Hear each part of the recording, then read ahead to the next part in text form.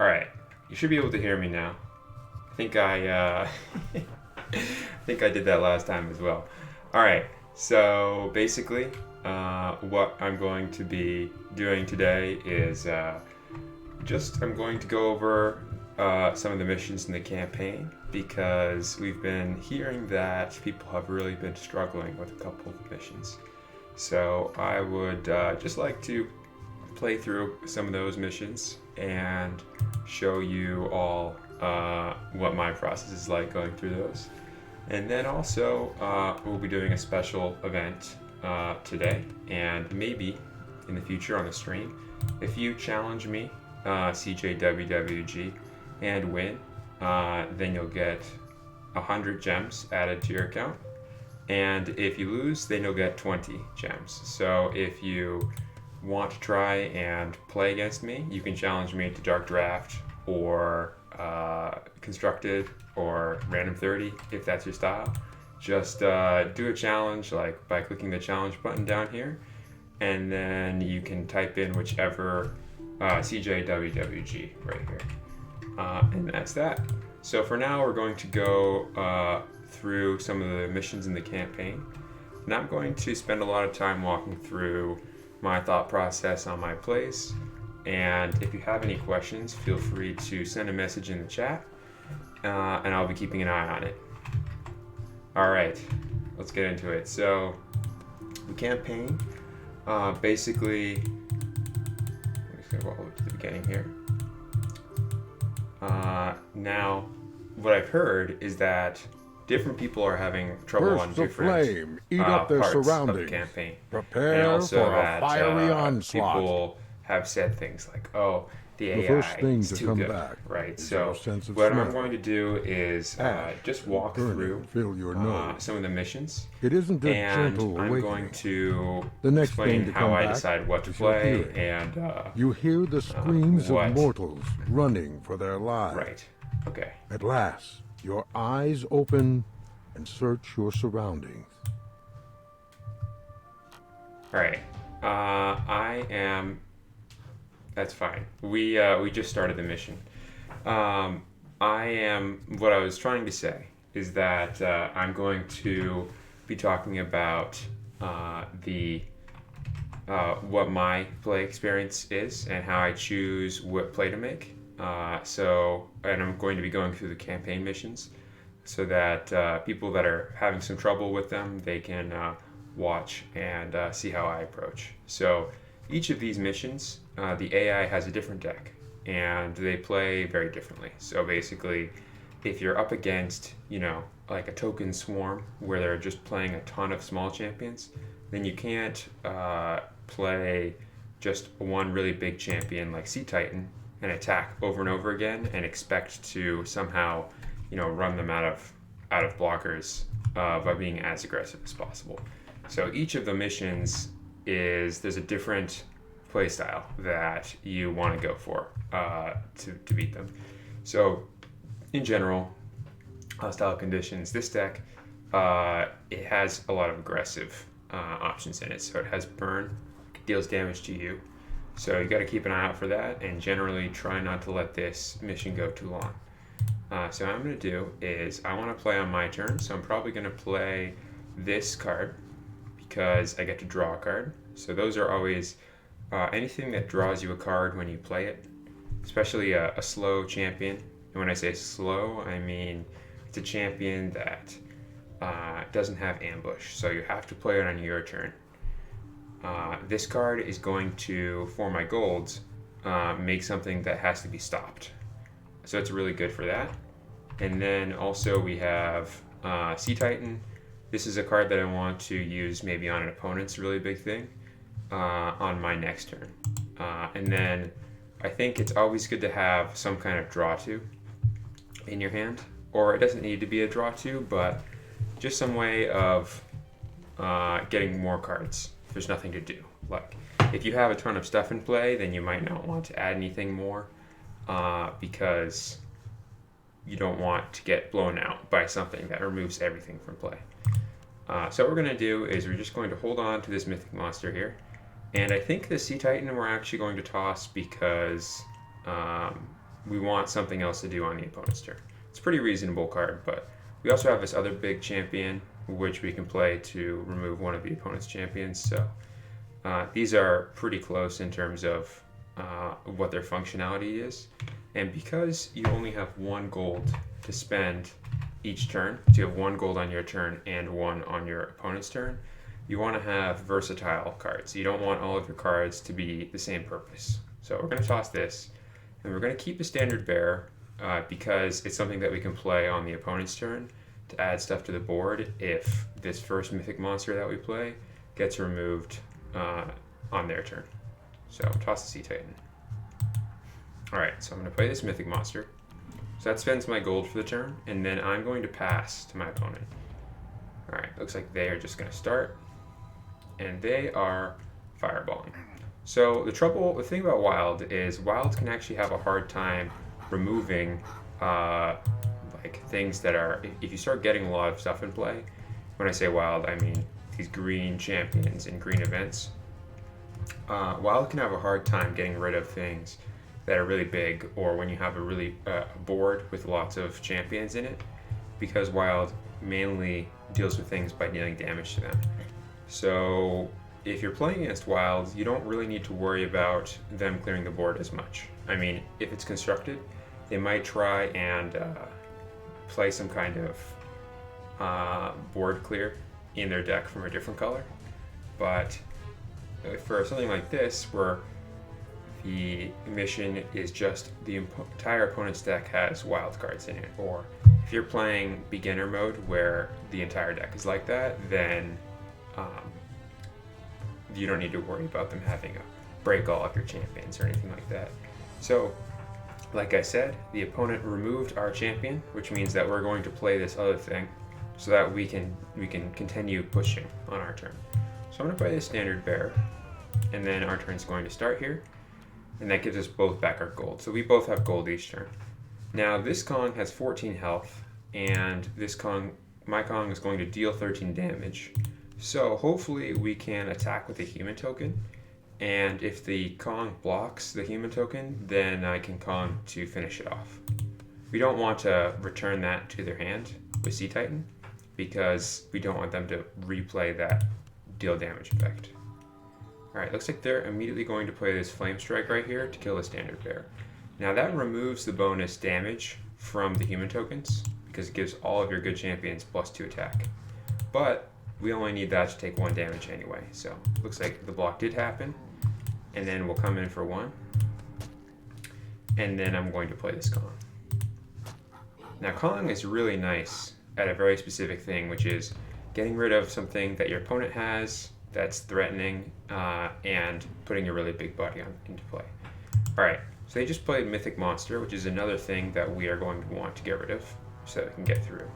So I'm going to use this Bitten to break target champion, and the player whose turn it is puts a zombie token into play.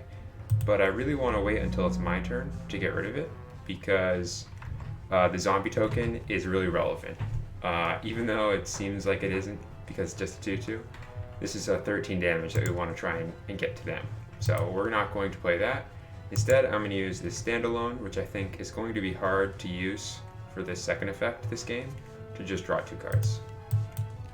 And a thing I see a lot of commonly in Epic is players will just play out all of their cards for their effect. So I see beginners make this mistake where they will have something like a Rain of Fire as their only card in their hand, and then they'll choose the second option to deal damage to 3 targets. And drawing 2 cards might seem like it isn't really that big of a deal, but as you start to get, as you play more, you'll notice that when the opponent doesn't have very many cards in hand and you do, that is actually a pretty big advantage. So playing this card to draw 2 cards is perfectly fine, and I would even say I would try my best to draw 2 cards with this. If it was the only way in my hand to draw 2 cards, I might not do it right away, but I wouldn't want to play it for the damage effect if I could wait and try and get the draw 2 cards out of it. Or maybe later I draw a different draw 2 option, and then it's okay. But I really don't want to be in a situation where I have nothing to spend my gold on anymore. All right, so after that whole ramble, we're going to get rid of this. Now we actually drew a banishment, which banishes the champion and the player whose turn it is draws a card. So this is a good time to use it. I think the disadvantage of I want to hold on to Bitten now because giving my opponent a zombie token is not as powerful as having them draw a card. And also, I can use this to draw 2 cards later if there isn't anything to get rid of. So I'm going to play a banishment on it. All right, and then I'm going to get in with this Kong, hopefully. It looks like they're drawing 2. And I'm just going to play this into the 3rd mission, I think, because I've heard that people have been having some trouble beating the token army. All right, they've got another Kong, which is fine. We're actually basically going to fall back on that plan that I had earlier, which is standard bear to add more things to the board. So in general in Epic, I try to spend my gold as late as possible. So if this Kong wasn't here, I would attack, and then after I did my attacks, then I would spend my golds. But I don't have a good attack to make because if I attack and my opponent blocks, then I just lose my human token. So I'm going to break that Kong. It's bitten. And then I could attack here, but I'm actually just going to pass. The opponent could start their turn and not spend their gold, but I don't want to attack and then have them play some big champion and block. And they might even draw 2 cards, and then I can just attack after they draw 2 cards. Alright, so it looks like the Hostile Conditions is just starting its turn. And it's going to deal 4 damage to me and all of my champions, which is fine. This has 5 health, which makes it a really good target for this Rain of Fire if we can find a way to do all 3 of these effects. So I'm going to play this 8/8 with Ambush, and I'm playing it because it contests this champion. It's going to be a hard thing for them to block. So, and it has a tribute effect, which happens right away, and I'm going to banish the discard pile. Alright. And I explained this last time, but banishing is always better than having it stay in their discard pile because the less cards they have in if they run out of cards in their deck, then they actually win the game. So you don't have to play around that, but don't be afraid that you're going to give your opponent more a way out or something. So I'm going to just try and get lethal here. So if I play the Rain of Fire, I do 3 to one target, 4 to another target, and 5 to a third. So I'm just going to play that and deal 3, 4, and 5. And then after that, this will have 3 health left. And I'll use this free card, which deals 3 damage to a champion, to deal 3 damage to it. And then if we get in with this 8, then it's going to be very hard for us to not win this game. Alright. And I'm playing against a wild deck, so I'm not really worried about overcommitting. So I'm going to toss down this other free champion. Alright. And then I made sure to hold on to a draw 2, so I can always have something to do on my opponent's turn. Alright. And then I'm going to banish that, just in case they have some trick. I don't want to return to their hand because I want to keep the number of cards in their hand low. And while I would normally not attack here, I think it's pretty reasonable to attack. It would be hard for them to stop what's happening. And if they played a slow champion, I could return to hand with this. And if I don't attack, then the opponent should just start their turn if they don't have an answer. So, and that's the first mission. All right. I'm going to preemptively turn down the volume here because I don't want the narration to be super loud. Alright, we just got a new card added to our deck. So basically what happens is you get cards, your deck is going to mostly stay the same, but your opponent's decks are going to change a lot. So the deck that you have, the deck that you have is pretty versatile in the sense that it does a lot of different things, but it's not overwhelming in one type of strategy. So in order to use your deck well, you have to kind of be flexible with the way that you use your cards. All right, so we're going first. and I think I'm going to hold on to this Mythic Monster because I like having that slow play and this draw 2 option. Now, one thing that I see some people do pretty frequently is they really like to hold on to Flame Strike in their opening hand.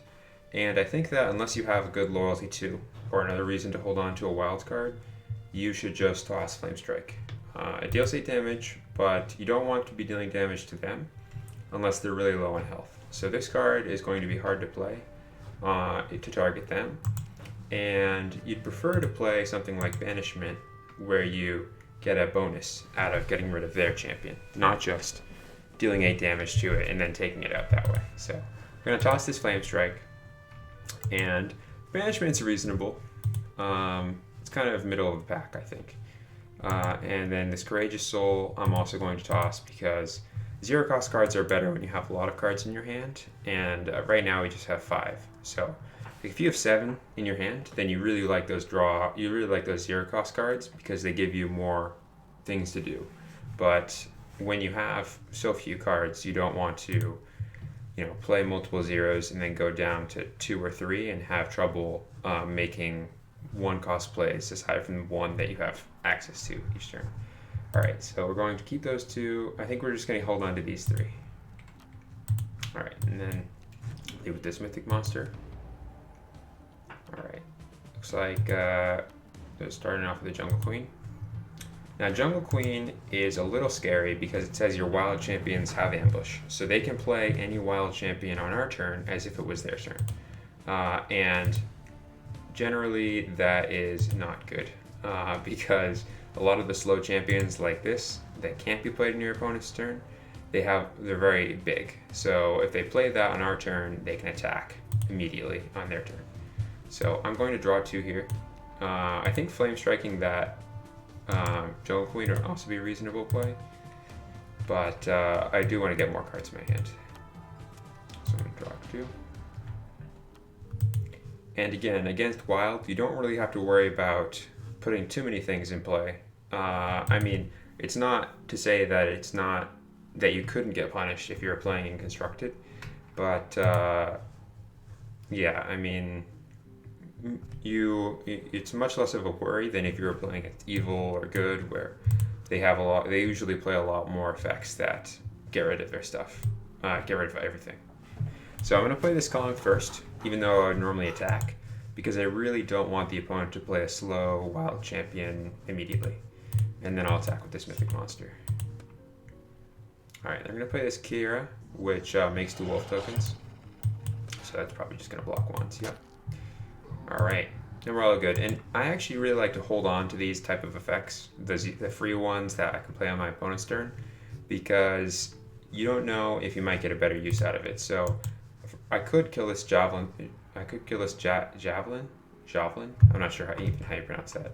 The Javelin thrower. I could kill that right now. Javelin. I could kill this Javelin thrower right now. But I might as well hold on to this until it gets more value. Or if they attack with it after I've already used up all my blockers, I might use it on their turn. Now, I'll drop down this Forest Giant and then pass. Alright. This is going to make all of their champions big. Or bigger. So right now this is giving all of the wild champions 2 extra attack. This is giving all of the wolves 1 extra attack. So the wolves are currently 5 offense and 5 defense. Alright, and they've passed. And the reason that they're doing that is, I mean, they might still not attack, but this way if I spend my gold on something, they can still decide to attack after I've done that. So I think, unfortunately, not having a draw 2 here is kind of painful because I can't just draw 2 cards if that's what I want to do. It's not too bad though. I think it might make sense to just flame strike this thing that's making everything bigger, or to play this 8/8, but there's a lot of things in play, so I kind of just want to decrease the amount of things that are the size that everything is. I don't want to leave those in play and then have there be too many of them too quickly. So I'm going to attack for 6 here. I mean for 9. This is going to make something much bigger this turn. It looks like they made this wolf token very big. It's a 9/9. So if they block with that, then they'll both die, but Alright, that's fine. I'm not going to remove it just to save my forest giant here. And then I'm just going to attack him with both of these. Looks like they're not blocking. That's fine with me. Alright, and that's going to eat that attack. Now, a lot of the time you can use attacks as removal by forcing your opponent to act when you have your gold up. You can be very safe. So if they try to do some kind of crazy group block with multiple champions, that's when I can play something like Banishment to get value out of it. Now I'm going to play Banishment now on this Canopy Ranger because I really want to draw a card that draws 2. Palace Guard would also be reasonable. So I got the draw 2. Alright, and yeah, I mean, now is a reasonable time to consume.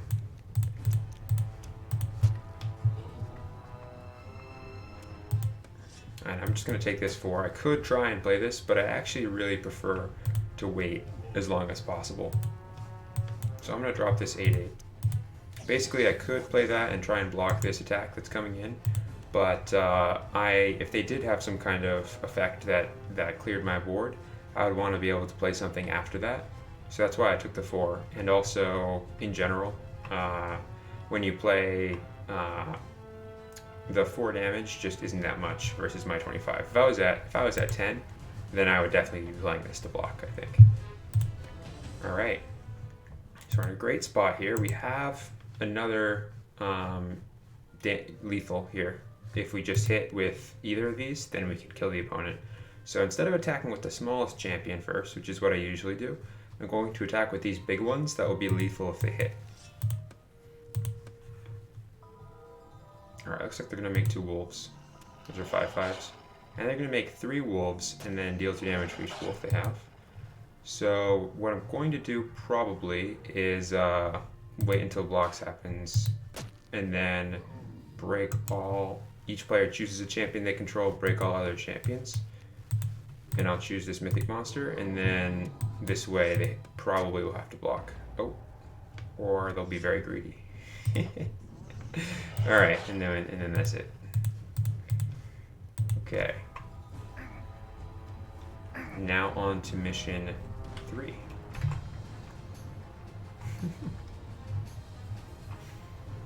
Okay.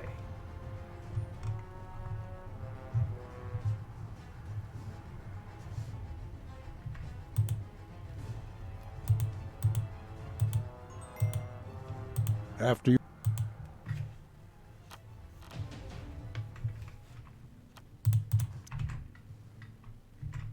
Right.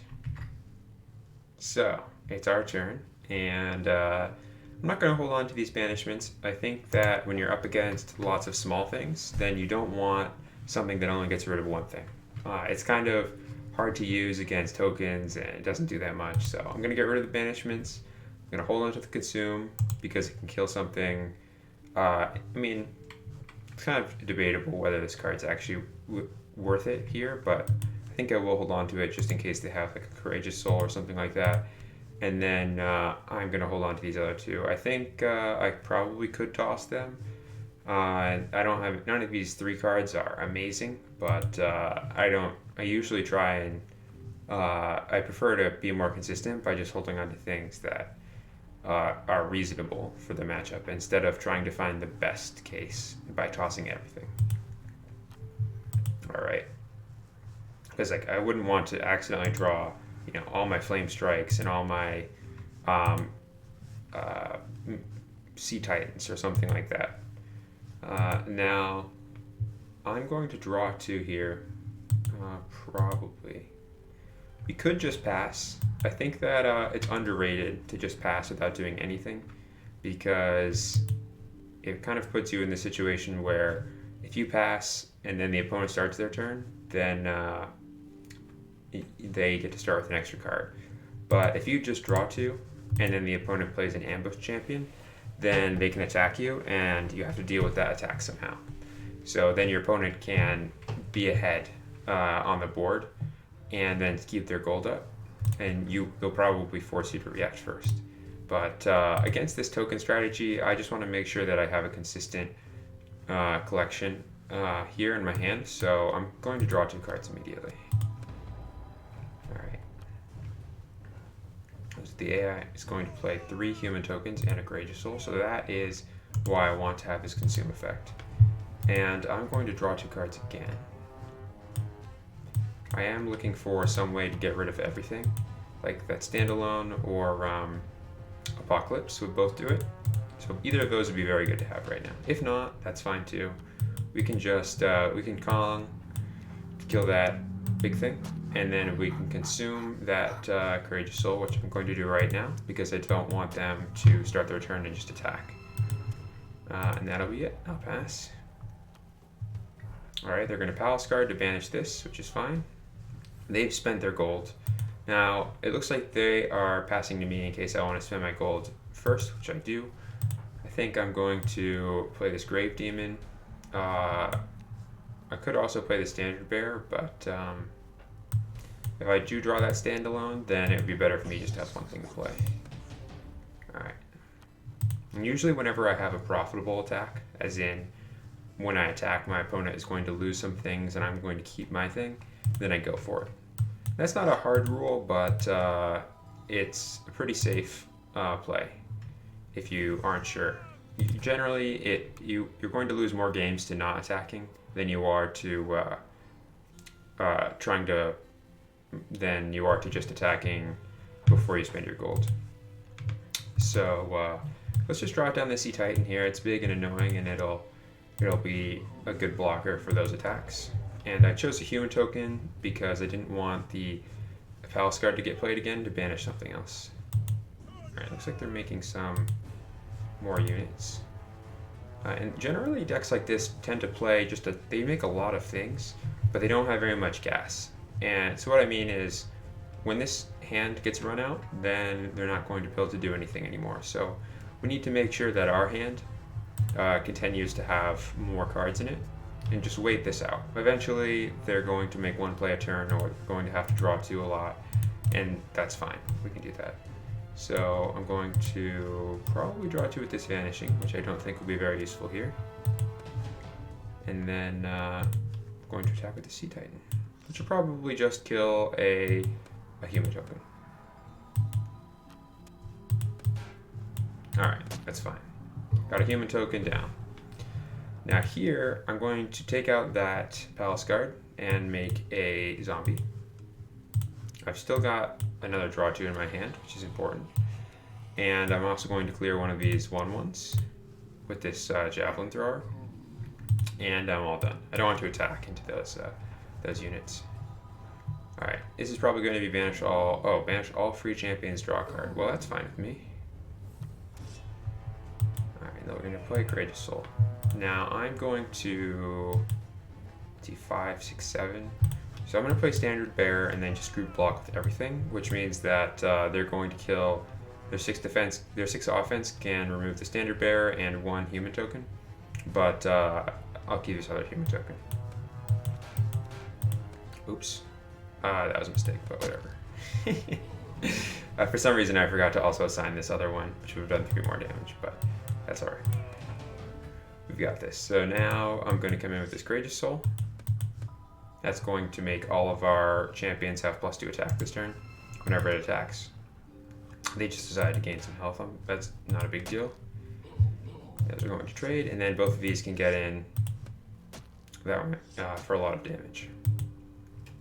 And so here, I don't really care about that. I think I'm going to hold on. This Apocalypse probably isn't going to be very useful, as opposed to this Rain of Fire, which I think will be enough to win the game. So I'm going to play the Apocalypse to draw 2. And now they're at 16, which means that if we Flame Strike them twice, then we win. So that's going to be the game plan. Alright, I can take that damage. They might have another 0-cost card that gains health, otherwise we win.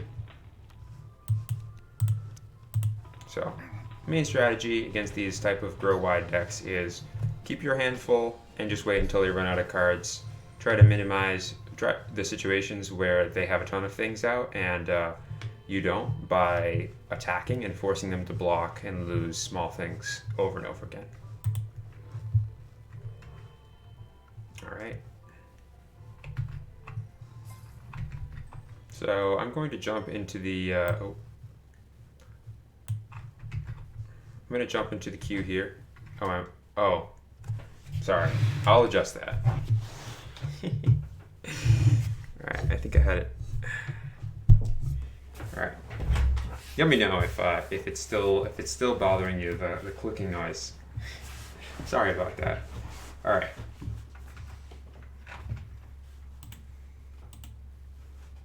So we did the 3 missions. So I'm gonna go back and play some games online. So just as a reminder, if you want to challenge me to a game, then you will get some gems for playing and some gems if you beat me.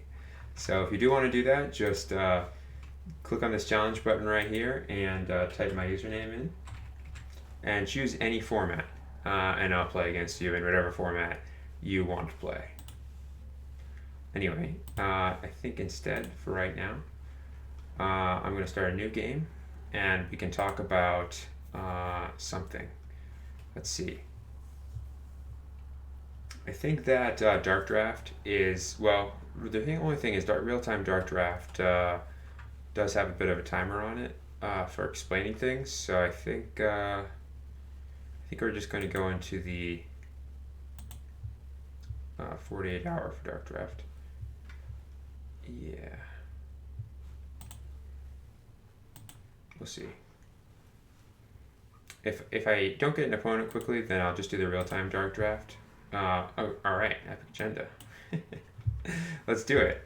All right, so basically, my picks. I'm going to talk about my picks and what I think about each of these cards and what I'm making my decision for my draft. So, in general, I really like Erase. I think that having a draw 2 and something else is always quite nice because you're going to draw 2 cards at some point in the match. So you can draw 2 cards and get another benefit out of it. Then that's a card that I highly like a lot. Inner Demon, this is a solid card. I think having some kind of removal in your deck is important, but it's not something that I would really be excited in going out of my way to get unless it was late in the draft and I didn't have a lot of ways to break champions. And then we have these 0-cost cards. So this card has Recycle, which I value a lot. I like 0-cost cards that recycle because you get something and then you get to draw a card to replace it. If you have 2 cards in your discard pile that you can get rid of. And then Corpsemonger is a card that will give you advantage over the course of the game because you can keep using it to gain 3 health. That being said, I think that it's something that can be hard to use because you can't use it on the first couple of turns because you really want a champion in a discard pile. And the 3 health is kind of a point that it can die to a lot of things. Not anything. They will probably have to spend their gold to get rid of it, but it's not something that I would really go out of my way to get unless I didn't have any way to interact with my opponent's discard pile. Then it becomes a lot better. Frost Giant is a really aggressive card, but it basically requires you to spend your gold first. So I don't usually I don't like playing this card, but that doesn't mean that it's not a very good card. It just does something that is risky. So if you like risky, high risk, high reward cards, and this also can break board stalls pretty effectively, then it's good. It's also good if you can somehow get a tell on your opponent that they don't have a way to clear the board in their hand. So like if you just know, oh, they would have definitely cleared the board last turn, then it's pretty reasonable. So I'm going to take the Erase. I think a lot of people would have taken the Word of Summoning there, which would also be reasonable, and it's totally something that I would consider, but I think that Erase is just builds more towards my play style of making sure that I have enough cards in my hand. So it looks like Epic Agenda, I don't think that they're around right now, so I'm just going to start a real-time Dark Draft, and it'll be faster paced. That's all I'm saying. Now, in real time, you have a timer on your turn. So basically, when you're choosing which card to pick and you're making your plays, you have this timer up here, tells you how much time you have to make your pick. So each pick you have a time limit, and then during your game you have like a timer where you have a certain amount of time to make all of your plays.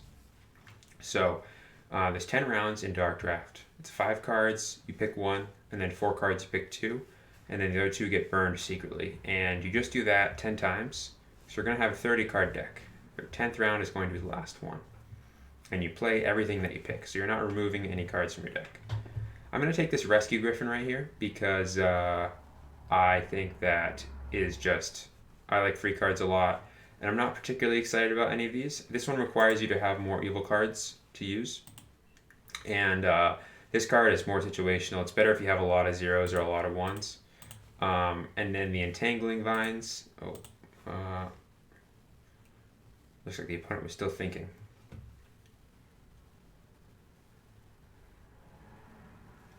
I'm just going to look at past cards here. So the Entangling Vines is a really good off-turn play if you have lots of ways to punish your opponent for having like Blitz Champions. So it's a card I would take later in the draft if I had a lot of Blitz Champions. And Reusable Knowledge is much better if you have lots of very specific cards you want to get back. So here, I've already picked one yellow card that's 0. I think I'm actually going to take these 2. Maybe we can try and get some zero cost synergy going. This card gives all your zero cost champions +3 attack and +3 defense, and then they also gain Righteous this turn, and you draw a card. So if you have a lot of zero cost champions or tokens, then you can play a bunch of them and then give the whole team a pump and gain a bunch of health. Personally, Justice Prevails is, I think, one of the funnest cards to play, but it can be hard to make work if you get the wrong cards in your draft. But in worst case scenario, I'll just use this to draw 2, so I'm really not worried about it. I'm going to take this Forced Exile here. I don't think that any of these other ones, let's just look at past cards here. So this card requires you to have more wild cards to make use. This is kind of like a fill anything role. It can blitz for as a punisher, or you can play it on your opponent's turn, and it's just a big dinosaur, so it doesn't do anything that special. Like it just fulfills multiple roles, and it's hard to block because it has breakthrough. And then I'm just gonna quickly, let's do these 2. We're gonna go into good here. So I just picked up High King, which requires you to have 2 good cards to gain the blitz, and Angel of Mercy, so which reanimates a good champion every turn. So my opponent, if they are thinking about what they passed me, might think, oh, well, they're probably going to take both of these cards that synergize with good cards, and then I'll just hate good cards from them. So we might not see any more, might not see a lot of good choices coming at us. So when I say good choices, I mean cards that are of the good alignment. All right, so I took this Citadel Scholar because it was the only zero cost champion, and it has Recycle. So it works really well as just a way to play on an empty board. I'm not sure if I can take these loyalty cards. They're kind of tough to swing because I only have one evil card. And this card is really weak if you don't have the evil cards to run it. I guess I'm going to take this Dry Horror here. That's tough. I'm really not very excited to run Dry Horror, but I don't want to try and take that Angel of Death and work it into this draft at this point. So I'm just going to take the Dry Horror. Here, yeah, I mean, if I end up going into tokens, I would want to take the Flash Fire so that my opponent doesn't get it. I don't really have anything that I can Lash right now, so I'm not even sure I want Lash in this deck. Rift Summoner is pretty good. Plague's also pretty good. Oh, well, I took too long. But I think I would end up taking the Flash Fire here if I got my choice. The Plague would also be quite good. Flame Strike is a card that definitely is good. I ended up getting the Lash there. Flame Strike is a card that is good, but it's not something that I would really want unless I can have other cards that do that effect. I know some people really value it highly. I don't value it as highly as other people do. I'm going to take the draw 2 and another option and this Master Zoe here. I think Noble Martyr would also be kind of reasonable. It does some things that are really interesting, like I get 5 human tokens and then I play Justice Prevails and my humans are crazy, but I'm not going to go for that. And this is a tough pack. I think all of these cards we could play in our deck and they would be quite good. They'd be probably in the top third of our cards. So I don't know. I think, man, I really want this brand here. I'm going to take this brand. But that is definitely a tough choice. I really want the brand because it has loyalty 2, gain 5, and then I also get to pump something. So I like having that sustain, and I like having combat tricks when I'm already attacking with lots of small stuff.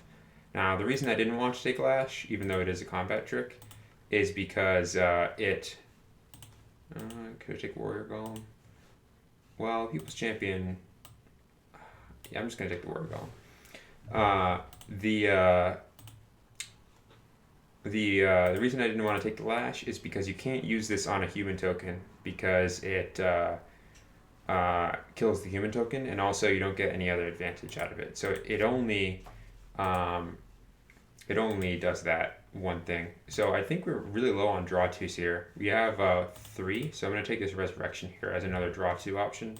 I don't want to get too far in the draft and not have any draw 2 cards in my hand during the game. So now here, what do we have for ambush options? So we have Master Zoe and Demon Breach. Angel of Mercy, sort of. It's kind of like a card you really have to play at a certain time. Revive People could be alright. I haven't really... Like, honestly, I honestly like Jinn of the Sands. Take this Fireball, I guess. Oops. Took too long. I tend to be slow. I tend to be a slow player. How many draw 2s do I usually like to have on my deck? That's a good question. I mean, I definitely think that... I probably want to see 1 every 3 cards, which would be 10 draw 2s. Right, so that's about the amount that I want. If you have lots of tribute draw effects like the Ankylosaurus, but not exactly this one, but I really like Brave Squire. We have 1 recycle. Well, I'm taking it. I think that the Make a Demon recycle is actually better there, but I was just already hovered over it and the time was getting low, so I just took the Brave Squire.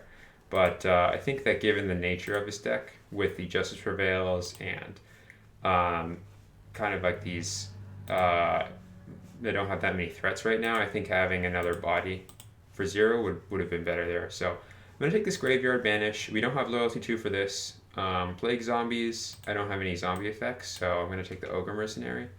I think Knight of Alara is a fine card. It is definitely something that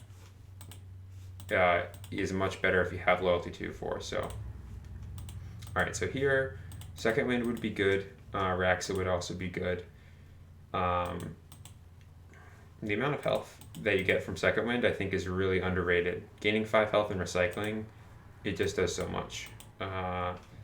Now, I think normally, I'm going to take the Raxa. I think Apocalypse is also a good choice because for board clears, we don't have anything, but I'm kind of banking on the fact that there'll be at least 1 more option to get a board clear, and a Banish All or something that doesn't hit tokens would be a lot better than Breaking All Champions.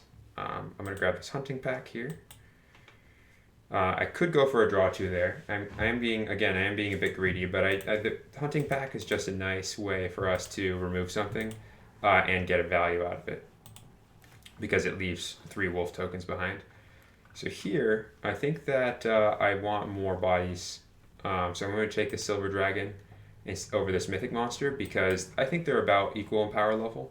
But I like, with lots of ground small things, we're going to block things on the ground really well. So I'm going to take the Silver Dragon because it has Airborne. And then the good cards synergize with each other. So we currently have 3 cards that care about those effects. So I have Heinous Feast already. So I don't need this Corpse Monger. I'm going to take this Blue Dragon. And I am probably going to take the Corpse Monger. Basically, this Blue Dragon is a nice way to remove things that are small. Deals 2 damage to something. And we don't really have... we have Lightning Strike, and I think that's it as far as that goes. So things like this Wither here, which we don't have any board clears at all. I have to take this Martial Law. This is really tough because these are all cards that I think I would really like to have in my deck, but I'm going to pass them up because I really want to have at least 1 card in my deck as an out that I can use to remove the entire board. And this is our last pack. So I'm going to take this Amnesia and this Lesson Learned. I don't want this Keeper of Secrets because I don't have enough Sage cards to make the Recycle reliable. And I don't want this Dark Assassin because I can't loyalty to it very often. And both those cards are additional draw twos. So, alright, so the opponent is going first. And that means that I am going to keep this event that can remove something. And the Fairy Trickster, I don't think I want in my hand. I'm just going to mulligan all of these other cards because I really want a draw two. I mean, I could keep this Fairy Trickster, but it would be kind of risky. Yeah, with this Silver Dragon, it would be fine. It would be all right. Let's try it. Let's try it out. We're gonna get rid of these two and hold on to these other three. All right, we did get a draw two. I mean, the High King is a very strong card in our deck, so that was a reason to hold on to it. But I think that given I already have his hunting pack, that would really only be useful if I play something that's very big that I want to remove right away.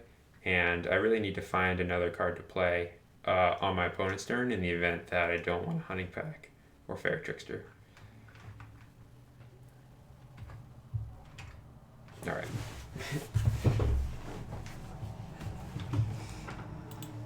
Bob Andy. So when you go second, you mulligan first. So in other words, going first, you mulligan second. So that's why we mulligan first and then they mulligan. So they're going to reveal two cards. So we know we have both of those in our deck and they're attacking. This has 6 defense, so it's perfect target for Hunting Pack, which is going to put 3 wolf tokens into play and deal 6 damage to your champion. And then we know that they have the Forked Lightning, which deals 5 damage to 2 targets, and the Entangling Vines, which expends the champion. So, and there's the Wither.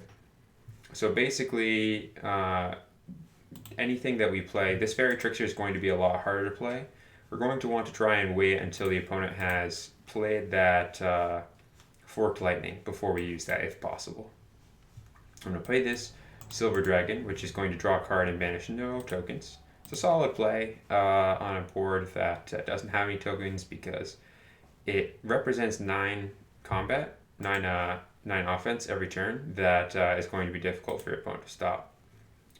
So they're going to expend it, which is fine. I'm going to let them start, and we're just going to take this 9 damage, unfortunately. I mean, I could play this to banish it and they get 2 human tokens, but it would mean using our last draw 2. I don't want to play this to reveal a card if it's going to get Forked Lightning, because they have a perfect answer for that and they only have 3 cards in hand. So I'm going to take this damage, and then they might not even have a good play in their hand. If they pass to me, I would actually consider drawing 2. Alright, so it looks like they're going to play Gold Dragon. So now that they've spent their gold, it's much more reasonable for me to play Forced Exile here. Although I would still really like to have that draw 2. Now, if I look at my deck, 0-cost cards that we have that could answer this, we have this Rescue Griffin, and that's basically it. So drawing 2 would mean Rescue Griffin or bust. That being said, this is going to deal 6 damage to us, and then we will they'll gain 6 health. That puts us at 8, and they have a Forked Lightning in hand. So I think that we can't afford to take this damage, and I'm going to play the Forced Exile here, and hope that not having a draw 2 won't be relevant. And here they have 1 Forked Lightning and 1 other card. So ideally we would like their Forked Lightning not to be relevant, but we're probably going to be forced for that to be the case because we're going to want to recycle with one of these. So I'm going to attack for 9 here. The reason that I'm attacking is because if I just stay back and block, then we're not going to be able to win. And they can also expend my champion when they play a wild card. So if you attack, once you attack, they get priority, and they can play cards. So we want to make sure that we're not going to get blown out. We're playing things on the board, but they're not doing anything because of that reason. So here we're in kind of a tough spot. I want to play this Ogre Mercenary and recycle, and then they're going to Forked Lightning the Ogre Mercenary and us. So I think that we're just going to have to do that and go down to 9. Yeah. Hopefully we get a card that is, I mean, we could also play this Citadel Scholar and let the Citadel Scholar get hit. I don't think that trying to grow this is going to be a game plan for this game. So I'll just play the Citadel Scholar here. All right, nice. We got a blue dragon. The blue dragon is nice because it can get rid of a human token. It will get hit by the Forked Lightning is what I'm thinking of right now. So I think what we're going to do is pass and then force our opponent to act first. They're probably going to start their turn, which is fine. And then we're going to use the Citadel Scholar to block that 9/8 without taking any damage. And then if they do play something, then we'll play this Demon Breach. All right. So they're doing that Forked Lightning, which is fine. They don't get to expend anything. Oh, and they're playing Muse. Perfect. We're going to play this blue dragon and draw a card and kill that Muse. All right. That sounds good to me. Can't recycle. The reason I was trying to force my opponent to do something there is because if I just, if I play something, if I play this, then they Forked Lightning that and me, and then they expend the Citadel Scholar. If I play the, if I don't play anything, then hopefully best case or worst case scenario, they start their turn and then they attack with these 2/1/1s. I take 2 and then they attack with the 9/8 and I block that. Or they play something before attacking with the 9/8 and I play Demon Breach. So basically there was no way that could go poorly for us. So here they had this Breakthrough Champion. Now we know they don't have any tricks because they don't have any cards in their hand. So basically, right now, it's just about trying to figure out the best play for this turn. This is 10 offense, and it has Breakthrough. So that's lethal. It just kills us. So we need to block this. So we could make 2 demon tokens, block 1 demon there, 1 demon there, and then we don't take any damage from this. This deals 6 to us, and then we take 2 from both of these humans, and that brings us to 1. So I think we have to make that play because otherwise we die. So that's the play we're making. All right. And we're actually, I think we might win this game. So right now we have 15 damage in the air, which puts our opponent at 4. And then we can also play Smash and Burn to give one of them +5/+5. So I think we just win.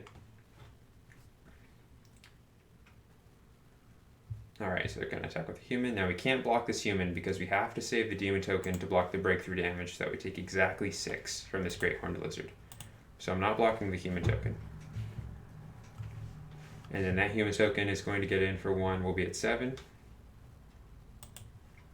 And then this will attack for 10. And we're going to block with the demon token, and we're going to take exactly 6. Alright. Alright, now we're at 1. Easy. Alright, I'm going to start the turn. They have no cards in hand, and they have nothing in the discard pile that they can use, so they can't do anything. And so we're just going to Smash and Burn, which is going to give us 5 damage and draw 2 cards. And then we have lethal for 14 plus 6. And that's the game.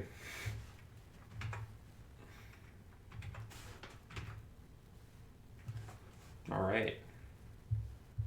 Basically, I think this draft actually went pretty well. We had a really solid deck that had a lot of good effects. We had health gain, and we had on-turn champions and off-turn champions, and we had a good amount of draw-twos, I'd say.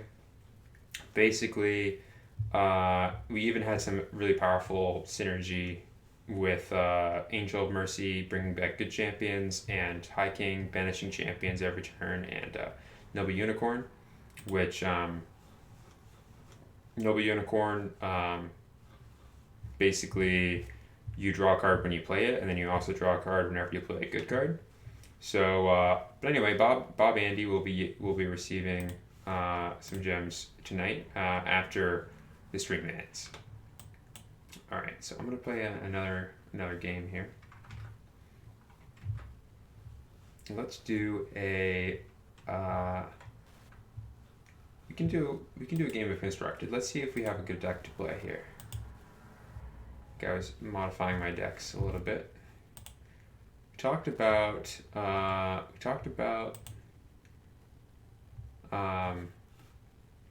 playing the let's see. We talked about making a deck with Final Task, so we can do that. We were in the process of doing that last stream. So we're going to go to our evil cards, and we have Final Task in the deck. So Final Task is going to return something from our discard pile with an effect. So we want to build around that. So in order to do that, we put a couple of powerful Loyalty 2 effects in our deck, like this, which breaks all champions, and this champion, which breaks a champion with Loyalty 2, and this Necromancer Lord, which returns a champion from the discard pile to play. And so what we want to do is play some things that synergize with the Final Task. So small champions with the powerful tribute effect, and also things that are unbreakable on your turn, like Drinker of Blood, can be used, and they just stay out if you Final Task it on your turn. They don't get broken at the end of the turn.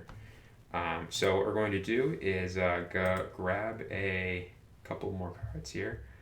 I think what we want to do is definitely play, there's a Sage card called Misguide Herald, which reveals the top 5 cards of your deck, 5 champions, and 5 cards, and you choose a champion from those 5, put it into play. So if we're gonna build around Final Task, we want to be playing Misguide Herald. So we're gonna toss 3 Misguide Heralds in this deck because we can Final Task it even on their turn. And then, if this dies, who cares? We get to keep whatever comes back. So we're gonna put that in our deck, and that means we want to play some other Sage card.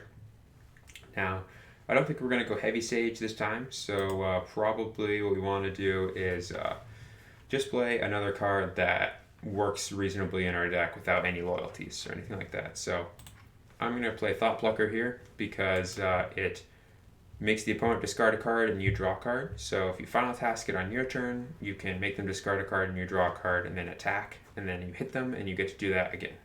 So that's just going to be a card that will go in our deck as another bonus. And then we have 6 1-cost Sage cards, so we're going to play 3 0-cost Sage cards. And I think that if we're going to have a lot of small champions, then maybe it makes sense for us to play a Muse, because if our opponent has a couple of those effects like Wither or Blue Dragon, then hopefully what can happen is they'll run out on one of these other small champions, and then our Muses will not get hit, or vice versa. So we'll play Muse here. It also doesn't require anything special to play. And we're going to go back to our evil cards here. So right now we have 18 plus 6 is 24. We need another 16 cards that cost a gold in our deck. So what we're going to do is, I think we might also do another splash, for Brave Squire, because it lets our champion survive, and it works well with our break all effects. So we're going to go into good here, and this card, Brave Squire, makes a champion not be able to die this turn. So I think we're going to toss that in our deck, and that way we can Final Task. We're going all in on Final Task. All right, this is the Final Task deck. When you Final Task something, then you can Brave Squire it, and the thing that you Final Task gets to stay out because it won't get broken at the end of the turn. So this is the Final Task. All right. And then that means we need to play six good cards in that cost a gold. So I think what we're going to do is, again, we want to avoid the cards that have loyalty effects or that care about color. So we're going to play let's play, so Silver Dragon lets us banish 3 tokens, which might work if we want to play Necromancer Lord. We can also play something like Angel of the Gate, which is just a big champion that heals. So it's nice if you don't have very many off-turn plays. And it looks like we have a lot of slow plays. We have Thought Plucker as an off-turn champion, and we also have Medusa as an off-turn champion, so that is 2 right now. So maybe we could use another one. So let's put in some Angel of the Gates. They don't require any color. They can just play them in any color deck. And we want lots of champions because Misguide Herald is only going to put a card into play if we have a champion in the top 5. So we want to play a lot of champions. And then we could play Palace Guard as a way to banish a champion, or Silver Dragon as kind of a slow champion that can banish some tokens. So I think what we'll do is probably do a mix with maybe let's do 1 Palace Guard and 2 Silver Dragons, because it's good. Even though you normally would run 3 of a card, it can actually be quite valuable to run a little bit of a split. So that way you don't have multiple Palace Guards sitting in your hand if you don't have a good time that you want to play the Palace Guard, for example. So that's why I'm doing 1 Palace Guard and 2 Silver Dragons, but it's kind of arbitrary. I just made up those numbers right now.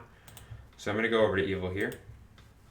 And then, so let's see, we have 12, that's 30, so we need 10 more 1-cost cards. And we have all of these 2 colors done, I think, for this deck. So let's put some more break effects in the deck. We want to break some champions. That's what we want to do, break some champions. So we're going to play another board wipe. I think that we have this one, but I would like to see more than just that one. So we could play Zombie Apocalypse, which gives each player a zombie token for each champion in the discard pile. And maybe we'll get to see some synergy with Silver Dragon on that front. So we're going to run this as another board wipe. And then, so we have 7 more to go. I'm going to play, that means 2 more of 1 card, and then, am I doing my math right? 12 plus 21. Yeah, that's 33. So we have 7 more to go. That means 3 of a card, and then 3 of another card, and then 1 of a third card. So we will get to play a 1 of, probably, is what we're going to do. So I think I'm going to take this Raxa here because it is a good way for us to deal with small champions by doing 2 to each. We kind of, by putting this pump effect and this small champion in here, we're not going to have too many of those. So it's going to be nice for us to have another way to interact with small champions. We're going to put the Raxa in for that reason. And then, let's see, maybe we want another piece of removal, like something else that gets rid of a champion, because we have Drain Essence right now, and we have Medusa, but, and 1 Palace Guard. So let's play another card that kills things. We're going to put Reaper in our deck because it turns something into a demon token. So this might actually also work well with our Silver Dragon. We might want to go up to 3 Silver Dragon, but we'll try it out with this. I want 1 other card, so I think maybe you run Plague if you're worried about 1 health effects, or you run Winged Death as like another way that's a Punisher. If you play it after they have spent their gold on your turn, then you can really get them. So I think we're gonna run 1 Winged Death, and we have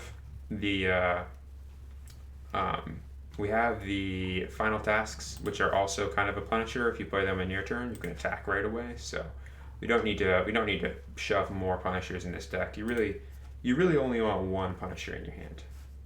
So with 28 1-cost cards, that means we have space for 14 0-cost cards. So we're going to play. We want more removal for small things because we don't have anything like Blue Dragon, which can get rid of something small, and then also can also be a 1-cost card slot. So I'm going to play Wither here, which deals with tokens and also can kill something like another Thought Plucker the opponent has. And then also I can run some number of Consume. So I'll put in 3 for now. We might change that. And then, so we have 6 out of our 14 here, so we need another 8. I'm probably going to play, let's see, so I think I want to have some kind of effect that banishes the discard pile if we're going to play Zombie Apocalypse. So I'm going to run these Heinous Feasts, which will banish our opponent's discard pile and give us a ton of health if it's late in the game. And then we have another 2 cards here, so let's do... now Plentiful Dead might just be worth it because we have so many evil cards that, we'll play this and then we'll play an evil card and we'll get this back. So you can keep reusing it. I like to have those for the grindy matchups if you face off against a deck that's really slow. I think we're going to be fighting some wild decks, but I'm not sure what people will be playing right now. So yeah, let's run, and we have a lot of break effects, so we might want to play our Dark Knight here anyway. I think that cards like Dark Knight and Little Devil, um, you can play them early and just put some pressure on your opponent, and they're really just interesting in that they kind of force your opponent to spend their gold first or just take a lot of damage. But I think because we have so many evil cards, I'm going to play these spawning demons, and then I'm just going to run 3 Raxus Curse so that we can draw cards. Or maybe I'll do 1 spawning demon and then 1 Plentiful Dead, just in case the game goes really long. We want a way to just get some extra value here. So I'm going to go 1 Plentiful Dead. All right, we're going to call this one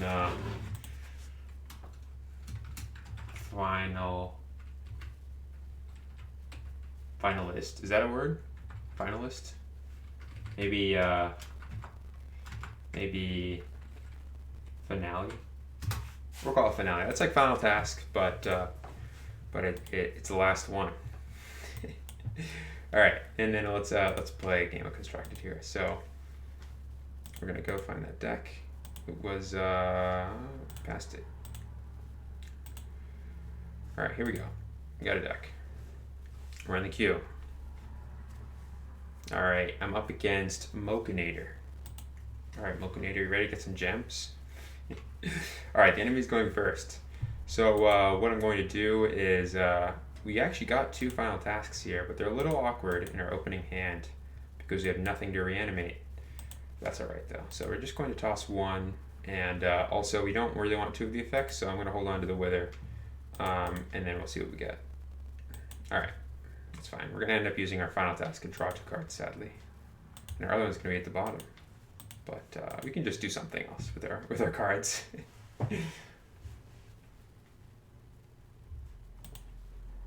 I think in general, these decks that really abuse the discard pile can do lots of crazy things if the game goes really long.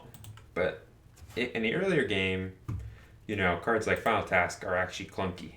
Like this card is only a draw 2. I can't use it for any other kind of effect. So if my opponent were to just slam down, a rampaging worm and attack me for 14, then I would just have to take that damage.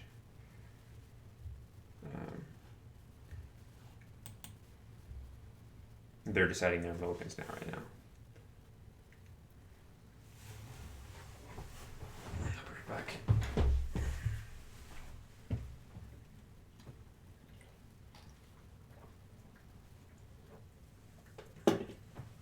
All right. So our opponent is starting us off with an Ankylosaurus and a Triceratops. This is why I like to play multiple Breakalls in my evil decks, because opponents will be playing a lot of those big champions. And these both have breakthroughs, so we can't just block them with something small. I think the main weakness to playing Plentiful Dead is that it is actually weak against really aggressive playstyles. So here, now I could fish for another play off the top, like a Angel of Death, probably playing this Misguided Herald. That would be kind of risky though, so I'm just gonna play this Palace card, banish that Triceratops. I really don't want to play something that is slow and gets value. Like if I play Misguided Herald and just reveal a Gudgeon off the top. That would be pretty sad. They're gonna pass. We're probably gonna end up Medusing on our opponent's turn. All right, they're gonna maybe a T-Rex. Is this Dinosaur Tribal right now? I hope so. All right, yeah, it is Dinosaur. Look at that. All right, they're gonna deal 2 damage to us and to this, and then this. Whenever this attacks, it does 2 damage again.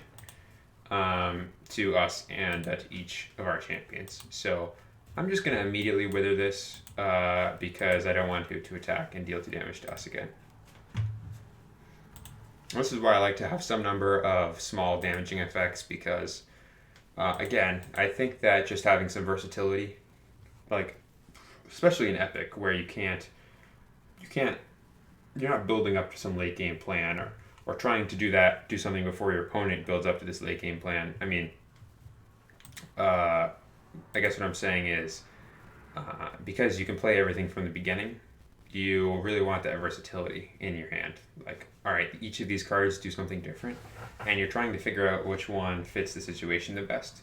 So you don't want to have a hand. If all 5 of these cards were Medusas, then I wouldn't be very happy because then I would need to play Medusa next turn. All right. And they're going to drop that down. It looks like all of their dinosaurs are going to get +3/+3, so I am very glad that I played that that Wither there. So what I'm going to do, it's a little risky, is I'm going to Medusa and reveal 2 cards from my hand. And I'm probably going to end up playing this Gudgeon on my turn. It doesn't really, my opponent can't play around it. The Heinous Feast, banishing their discard pile, is something that I probably, it's my only draw 2, so I think I'm just going to show those 2 and hide the fact that I have another Medusa and get rid of the opponent's Great Horned Lizard, so that I can double block this with both my champions. Now, hopefully what happens is I double block, all goes well, but they might have a 0-cost card that changes the math. Like, they could give this +4/+4 and recycle, for example, and that would make it a 14/14, and that would have it survive the combat here. Or like a Brave Squire. Alright, it looks like we're good. They're just deciding which one they want to get rid of. I'd say that it's actually better for the Medusa to be in the discard pile for them. Because the Palace Guard, if I return to play, then I get the effect always, and it banishes, which is better than breaking. If I return the Medusa to play with like a final task, and I don't have the 2 evil cards in my discard pile, then I don't get to break anything. So for that reason, and the fact that it has ambush doesn't matter if you're playing some effect that brings it out of the discard pile. So that is why I would get rid of the Medusa. Alright. It's fine. Now this is also a demon, and there's a card that breaks all non-demons. So if I was playing a demon deck right now, then that would punish them later. So I'm going to attack. I like to attack first. See if my opponent wants to react. That'll give me more information. Plus, this Medusa that they don't know about, if they play an ambush champion like a Lurking Giant, or if they try to drop down another one of those Great Horned Lizards to block, then I can just immediately remove it. Alright, so we know their hand is Smash and Burn and Rage, so it's interesting that they didn't decide not to rage their Ankylosaurus there, but it actually wouldn't have killed our champion, so maybe they were doing the math on that. It just would have saved their Ankylosaurus, so they would have been able to turn their rage into an Ankylosaurus there. But they probably wanted to have this loyalty too when they played the Hunting Raptors.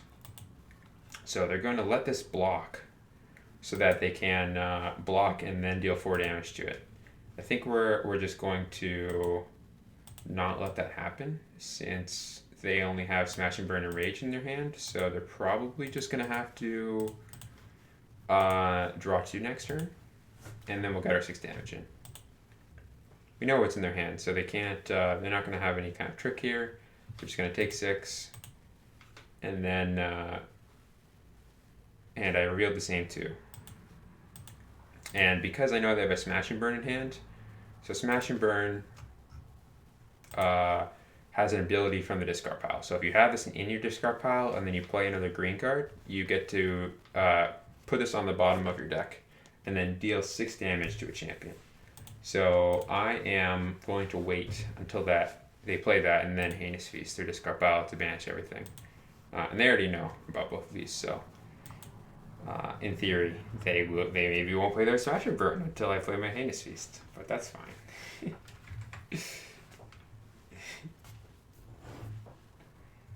Alright, looks like the Smash and Burn's coming out. They need to draw 2 cards. So they can't play another green 1-cost card this turn, so I don't need to Heinous Feast them yet. I'm going to draw 2. And I'll also play a Muse. I don't want to play both Muses. I mean, they have 3 new cards, but if they had a Flash Fire, they wouldn't play it. So I'm just going to play 1 Muse and pass. If they Flash Fire right now, then I'll play another Muse. So, like, I can assume that because they didn't Flash Fire or play another card that got rid of this Muse, they don't have one in their hand. So I'll banish their discard pile immediately. and this is a bit risky because I don't have another draw 2 in my hand, but this Muse will keep drawing us cards, so I'm not too worried about that right now. And then I'm going to get in for 6. And this is a very interesting card. So it banishes a discard pile, and then you gain a health for each champion that was in it. So it's a nice stabilizing card against the more aggressive decks that can deal a lot of damage to you before they start to run out of cards in their hand. So now I think let's see. I think I am just going to play this Gudgeon. So if I have a good play in my hand, then I usually will make the good play over playing Misguided Herald because, I mean, again, I just generally prefer consistency. And this way, maybe I'll get this draw 2, and then I can just play that on my opponent's turn if I need to. So maybe it's possible that they have a Flash Fire, and they played this Hurricane on my turn.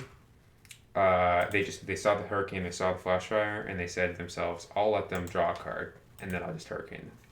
But I think I would just go straight for the Flash Fire instead of Hurricaning, if that was the case. Alright, so they play Jungle Queen. Now, Jungle Queen, like I said earlier, gives Wild Champions Ambush. They could play wild cards that are normally they can't play on my turn. So I want to get rid of this, and this is a good target to deal 9-2 and gain 9 health. So I'm going to do that. And this card is going to get bigger whenever they play green cards, so it might need to be dealt with eventually, but this breaks champion that costs 0 and gives us a demon token, so maybe we're going to end up using this on that, depending on whether we get another draw 2 or not. Man, if I play this Muse and get Flash Fire, it'll be sad, but I'm going to do it because they didn't have one last time, so hopefully they don't have a Flash Fire now.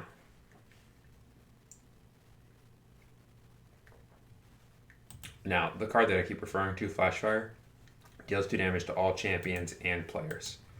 And so it's kind of like how I talked about how having multiple of these smaller champions can make it difficult for your opponent to deal with all of them efficiently. And that's kind of like a sub-theme that we're going along with our Final Task deck, because it just so happens that a lot of the things that you want a Final Task have a really strong ability when they come into play. So you can just do that. You can have lots of small champions. Alright, so it's a little risky to get in for 2 here, but I'm going to do it because I have this Brave Squire. So if they try and play an ambush airborne champion and block, then I'll play the Brave Squire to give the Muse +5 attack and kill their blocker. Alright, looks like they're not though. Cool. Now here, I know they have Rage to draw 2 cards, so I think I'm just going to pass. If they want to draw 2 cards, then I'll Misguided Herald and try and get... well, actually, if they do that, then I'll probably just Winged Death. Oh. Alright, they're going to Smash and Burn.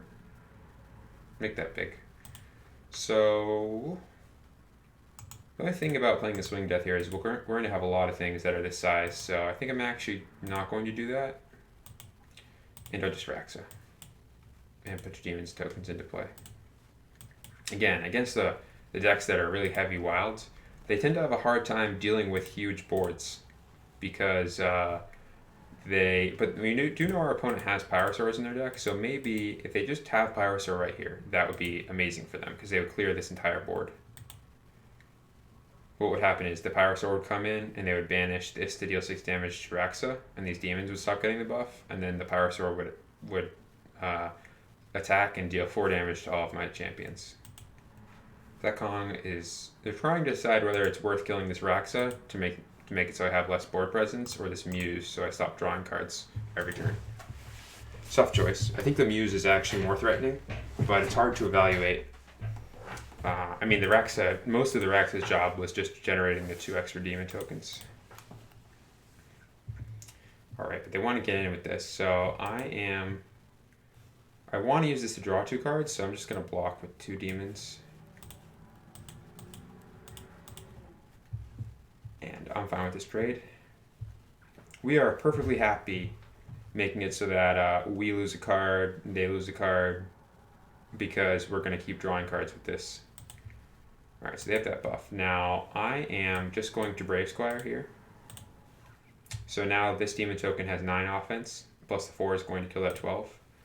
And the Rage doesn't not only does it not save their guy, but we get to keep our guy because Brave Squire gives Unbreakable. So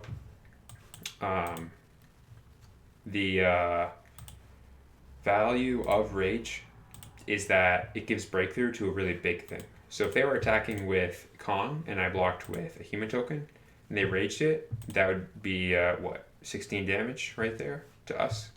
So that is the situation that you want to be using Rage in, is when you have a champion that is really big without Breakthrough. Just happens to be there, like you're running Kongs already. This is the perfect card to have Rage for.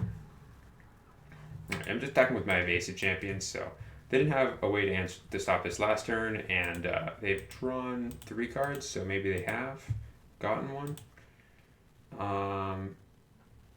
But I'm just going to go for it. I think we can get in. I don't need to, but we have plenty of cards in our hand now, so I'm going to try and end the game. Let's see. Alright, so from here, we're going to play Necromancer Lord because it does the most. And I'll reveal the Zombie Apocalypse because we're probably going to play to draw 2 cards next turn.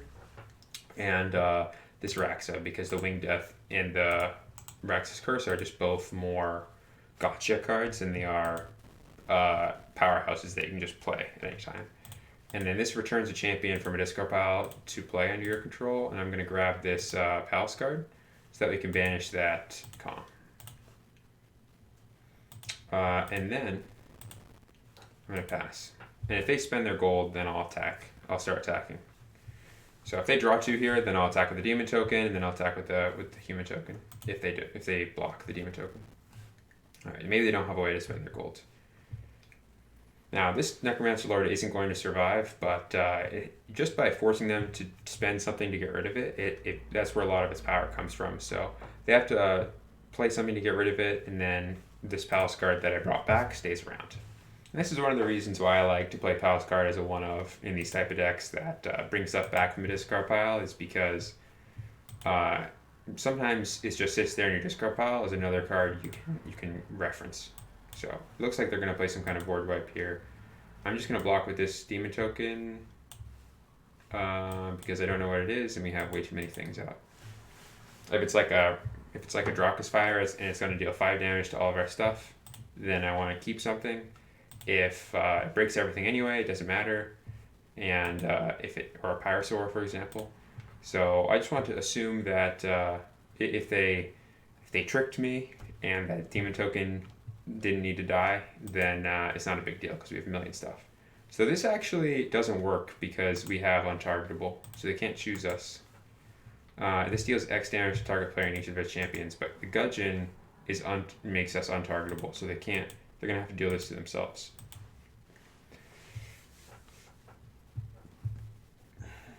Unfortunately. So, Gudgeon is a sweet card. It gives you untargetable and you draw 2 when you play it. So, if you are... Looks like they're just going to concede. It looks like if you are... that's unfortunate. But hey, Monkinator, you're getting some gems. So, hopefully that will help make up for it. Now we're going to play another round of Constructed with our new deck. So I can find it here. It is... And I keep... There we go. Shouldn't be that hard to find, right? But somehow... I keep skipping over it and forgetting that that's there. But, alright. Punks? I hope I'm saying that right. Punks. Alright. Great. So our opponent is mulliganing. Yeah.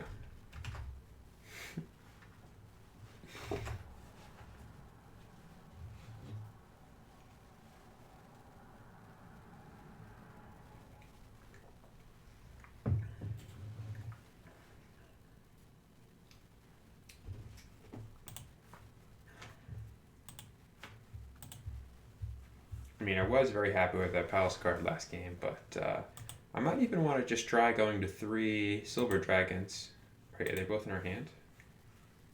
3 Silver Dragons because I like the synergy between, as I was just thinking about it, between Silver Dragon and Reaper and Zombie Apocalypse.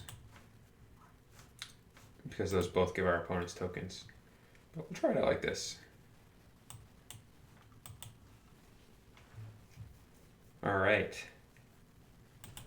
So we're going first. So we're going to want to play this Silver Dragon as our opening play. And then these are both good answers for our opponent's turn. And it's nice to have a draw 2 and a 0 cost. So this hand is actually really perfect in my opinion. Yeah, I want to keep it. I'm going to play this. The only things that would make it better, well, Muse. The only thing that would make it better would probably be Thought Plucker and Muse, because they're off-turn options that are really good as a way to just gain us a bunch of advantage. This is why I held on to the Wither. I like to have answers for stuff like this. Just junk that... Alright, so we're going to play this Wither right now. And then also we're going to remove that Thought Plucker when it attacks. So the Wither's going to go there. And we want to keep our Muse. The Drain Essence is going to go there, so we're going to get rid of our Medusa. Because we won't have Loyalty 2 if we play the Wither now. I'm going to Wither this Muse because I actually don't mind spending my gold to get rid of this Thought Plucker. The only thing that will be really bad is if we get rid of it and then they Final Task. Then we might just lose. But hopefully that doesn't happen. Alright. Because then they'll just lose our whole hand. But here we go. Alright. And we can still push. We can still hit their face for 9 damage multiple times. Alright, they're going to play Citadel Scholar, but they're not recycling. I guess they just want to get the +1/+1 counter when this deals damage to me. Or maybe... yeah, I'm not sure. Recycle, by the way, it's an ability that lets you banish 2 cards in your discard pile, and if you do, then you draw a card. So it's really good when you have 2 cards in your discard pile. Alright. So honestly, I really want to get rid of that. So whenever a champion blocks this, you turn it into a wolf. So I'm kind of thinking about just clearing the board here. The only downside is that it's risky. It's quite risky because we don't have another draw 2 in our hand. And taking 10 is also rough because I'm just gonna do it though because our opponent really played a lot of things, and we get 2 zombies. I think that's reasonable. So I'm gonna pass just in case my opponent decides to play like a Force Mage Apprentice here and shoot me. That's the only reason I'm not just playing the Muse during combat. Alright, we'll see what happens here. Nice thing also is if they just happen to be playing Flashfire in their deck and they had one right now, they would have to also kill their own zombies. Alright, so what are we going to do? I guess what we're going to do is attack with the zombie token and just see what our opponent does. Maybe we can bait out a bigger champion that we can use Reaper on. Our opponent showed 2 of their cards to us. We know they have Lying in Wait and Winter Fairy. So Winter Fairy is basically just a champion you play on your own turn, and it draws you a card when you play it, and also whenever it hits an opponent. So it's kind of like Thought Plucker on your own turn, and it's bigger, and it has Airborne, so it's hard to block. But also, whenever it dies, you draw a card, so you can play it and then block something, and then you get to draw 2. And then they also showed us Lying in Wait, which banishes a champion that's attacking by itself. So we'll have to keep that in mind. Like if we just attacked with Muse by itself, they could play Lying in Wait to get rid of it if they really wanted to. We'll do that, and then I think what I'm going to do is just pass here. The reason, it might look like a very bizarre pass, but if they start their turn, then I want to be able to... so I don't mind if they start their turn here, because this Muse really puts us ahead in terms of long-term strategy. Like if they keep Or they're going to use that. Oh, interesting. So they play Temporal Shift to return a champion to his owner's hand, and then we banish a card from our hand. So I have to choose one of these to banish. I want to keep the Muse because it seems like they don't have a good answer to it. And the Angel of Gate is a good thing to play on their turn. Fortunately, we can't keep Angel of Gate and Reaper and Drain Essence. So I think the play is going to be toss Drain Essence and then Reaper our zombie token and then pass. Reaper turns something into a demon. Alright. And then we don't need to play the Muse right away. We're going to play it after our opponent spends their gold. So yeah, we're going to play this Reaper. And get rid of that. I don't want to keep Drain Essence. So the reason I wanted to keep something was because I wanted to spend my gold now that everyone has spent their gold. Now if I play the Angel of the Gate here, it's fine, but then I hold on to the Drain Essence on their turn. And the Drain Essence is very conditional, so it's not a very good card to play if the opponent just doesn't have a good target for it. Like if they draw 2 cards here, or they play Winter Fairy, then I wouldn't be very happy just Drain Essencing something that is pretty small like that. I'm going to draw a card from that. We're going to go empty-handed here. We're just going to toss all of our stuff out on the board. Hopefully they don't have an answer to this Muse, and then we will just keep drawing cards. We really need to hit a Gudgeon. That's what we want. If not a Gudgeon, then Misguided Herald would also be very good. That's what we want to draw right off the top here. Are they going to Vanishing? That's fine. We don't really have any cards in our hands, so... Oh. Getting snazzy. So they already spent their gold. I'm going to play this Angel of Gate. Normally doing an ambush block like this might be risky, but we know that they don't have their gold up, so it's not easy for them to stop this. The reason they attacked with both zombie tokens was so that I would block with this. Oh, they have another Vanishing with that. Alright. Yeah, sure. We can trade. That's fine. I like making trades like this because otherwise what ends up happening is they will attack in, and then when I attack with my demon token, I don't get value out of it because it gets blocked by that zombie token or something like that. This way I'm just guaranteed to get something for my demon token. And the only reason that I think it might be reasonable for us not to make that block is because we might just happen to draw a Silver Dragon here, which would give us a lot of extra value if both of those zombie tokens were there. I just like the word value, and I like the idea of value. Value is just, it's all around great. All right, so this is really nice. We have a Gudgeon, which is exactly what I wanted to see. So yeah, we're gonna play that, and then we're gonna pass. We could turn their Winter Fairy into a demon token, but I just want to make my hand bigger so I don't feel like I'm forced to play one card every turn. I really don't like only having one play to make. Like if I don't play that Gudgeon there, then I have to play Angel of the Gate on my opponent's turn, and that is not a place I want to be. We are putting ourselves in a position where we will probably want to play this Angel of the Gate before our opponent spends their gold. Oh well. They're going to attack with this Winter Fairy, presumably immediately.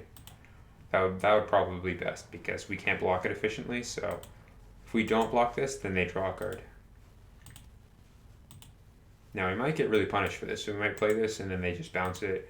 We've seen they have Vanishing and Temporal Shift. They're playing Lying in Wait in that deck as well.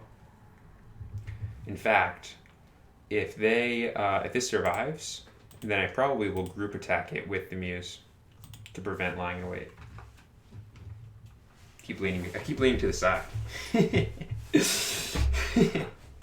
Alright, they're gonna bounce both of our champions.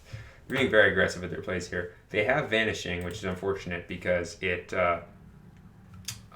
returns our champion to our hand. But this is a perfect time to play Zombie Apocalypse, and is a good example of why I don't like to spend my gold first. Sorry, I don't like to only have one option for a play on the opponent's turn. I'm just gonna drop this Muse back out. They can go back to my hand as many times as they want. That's the thing about zero cost ambush champions is you can't really return them to the opponent's hand. I mean, I guess if they have plus one counters on them, maybe, but you can always play them immediately again. They don't really do that much. They're gonna recycle.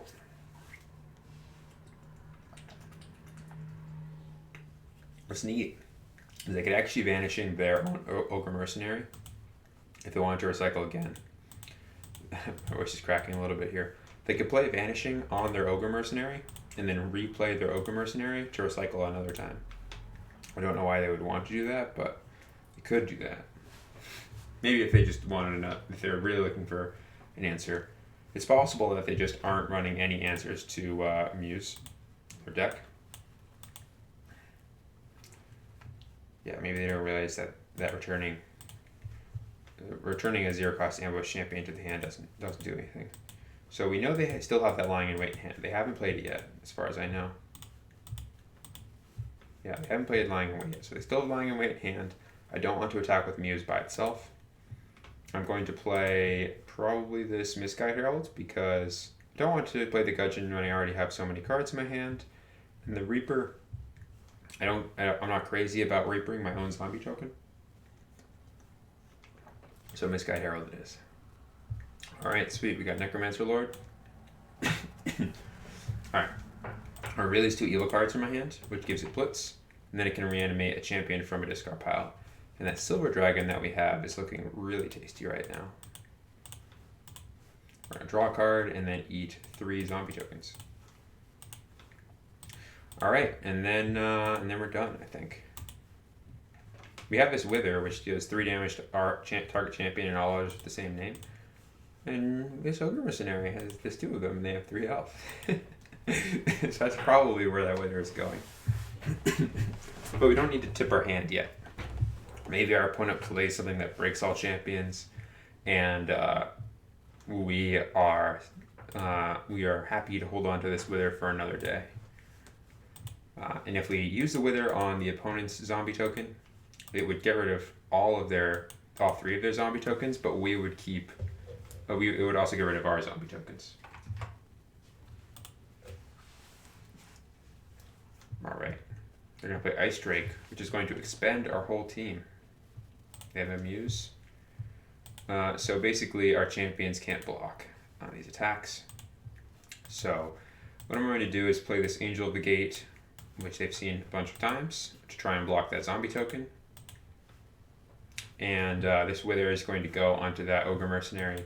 So another example of a reason why I didn't play that Wither right away is because they made this play thinking they would be able to get a lot of damage in. But they're actually only going to get 4 in because these Ogre Mercenaries will die when one of them attacks. Alright, I'm going to Wither both of these. I'm letting them attack with these zombies in case they would do something differently if they knew that they weren't going to get this damage in. Like, maybe if they don't get these in, then it's a bad situation for them to attack because they want to save blockers or something like that. Alright, so I'm going to start my turn. Should draw 2 cards from Muse and gain 5 health from this Angel of the Gate. So we're kind of unintentionally also made this deck that has a lot of effects at the start of the turn and constantly. So that's kind of an interesting theme right now. So we could grab the opponent's Thought Plucker and make them discard a card, but it is weak to bounce because it goes back to their hand. I think Medusing their Ice Drake. Well, we have so much stuff that I really don't want to just. I don't want to do. We're actually gonna go for option number 3, which is this Knight of Alara, because it just gets in for 10 right now. We can draw a card because we have 2 Sage cards in our hand, and it's really good against that 6/8 because it banishes it if they don't do anything about it. Basically, if this gets returned to their hand, then I'm fine with that. I mean, the Thought Plucker wouldn't be that big of a deal either, but I don't have a good card to deal with an opponent's Thought Plucker right now, so I'd rather deal with this, which I can just block with anything. Let's just attack with the smallest thing. I guess this one. See if they do anything about that. They might line and wait this, which is perfectly fine. We are totally okay with them 1-for-1ing our champions right now because we have so many. So if they want to get rid of one thing with one card with their gold, then we haven't even spent our gold yet because we used the Necromancer Lord's ability. Now we're going to attack for 10.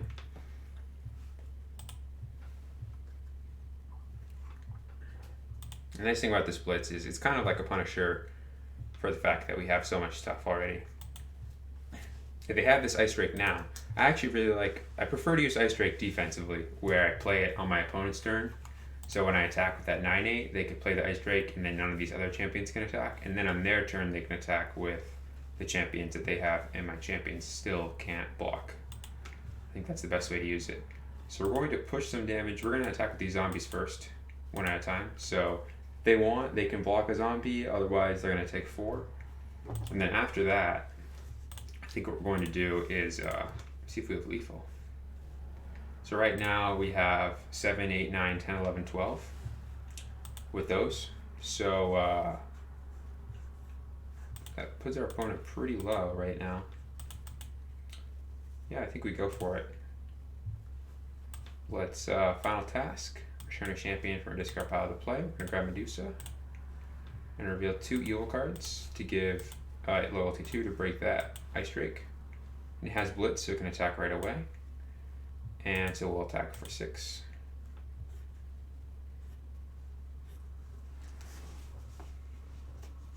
Now what, 6 plus 7, that's 13, 14, 15, 16. So basically right now we have lethal with Medusa plus Angel of the Gate plus either of these other 2. So if our opponent has removal for the 7/7, then we have 6, 7, 8, 9, 10, 11 plus that's lethal. So we should just be good here. We're just gonna attack separately, see what happens. If our opponent wants to use like Haste Retreat on that, which returns it to our hand, then we kill them by Brave Squiring one of these other 2 to give a +5 attack. Alright, and then that's gonna be the game. I mean, I guess I don't know.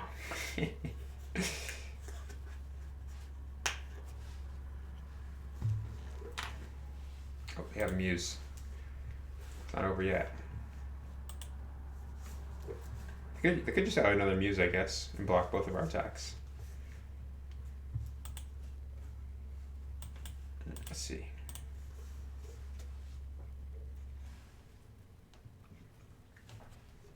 Yeah, we got him. Alright, Punks, I think, or PNX. You'll be getting some gems as well. Oh, I didn't even know that I had... Oh, I see. We started this draft against Epic Agenda earlier, but it looks like they took their turn. So that means that we're going to continue and see if they keep taking their turn. So far, we've taken a race, and we've passed the 4/4 that recycles, Word of Summoning, as well as these other cards. I expect Epic Agenda will take the Word of Summoning, and he'll probably also take Inner Demon, maybe Corpse Monger, depending on his playstyle.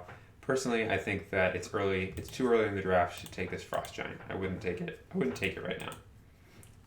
I have this erase, and I could take this Steel Golem and go into Sage. I'm a big fan of Steel Golem, especially because it is better against players that in my opinion, Steel Golem is one of those cards that as you get better at the game, it also you naturally don't play around it because it's hard to remove an untargetable champion that has Blitz.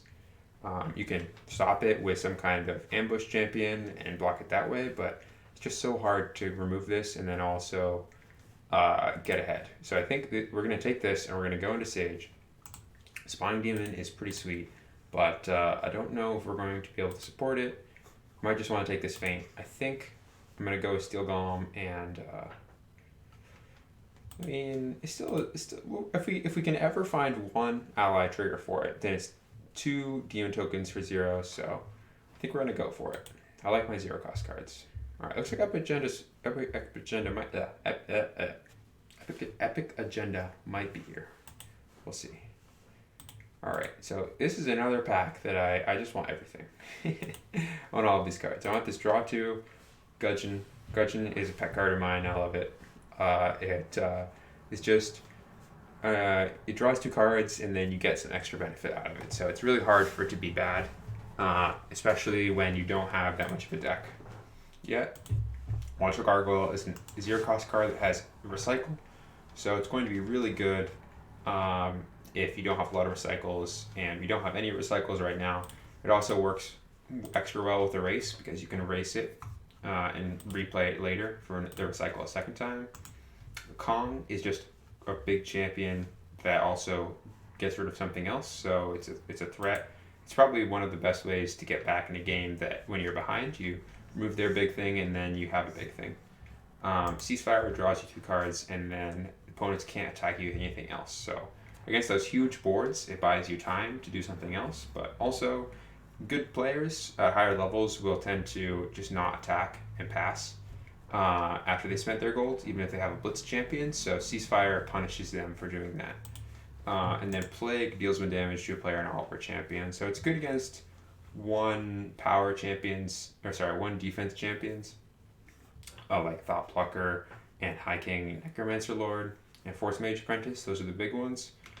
But being able to break all champions is not a bad thing to have in your deck. So I think it's between. Personally, I would say it's between Watcher Gargoyle and Kong for me. I really do also like the Gudgeon, but I don't think that it's where I want to be right now. It seems really hard to evaluate the difference between these 2 cards because it seems like this one just does so much more than that, and that is basically the crux of it. So we're gonna go with the.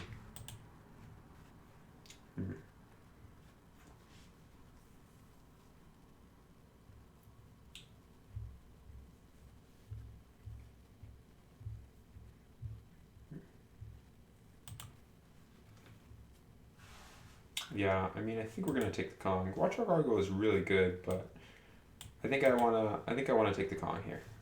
All right, I don't think the Epic Agenda is around. I think the Epic Agenda just took their turn. So, what we're gonna do then? Hey, looks like we have someone in chat. All right. What was I saying? All right. I was gonna play a game.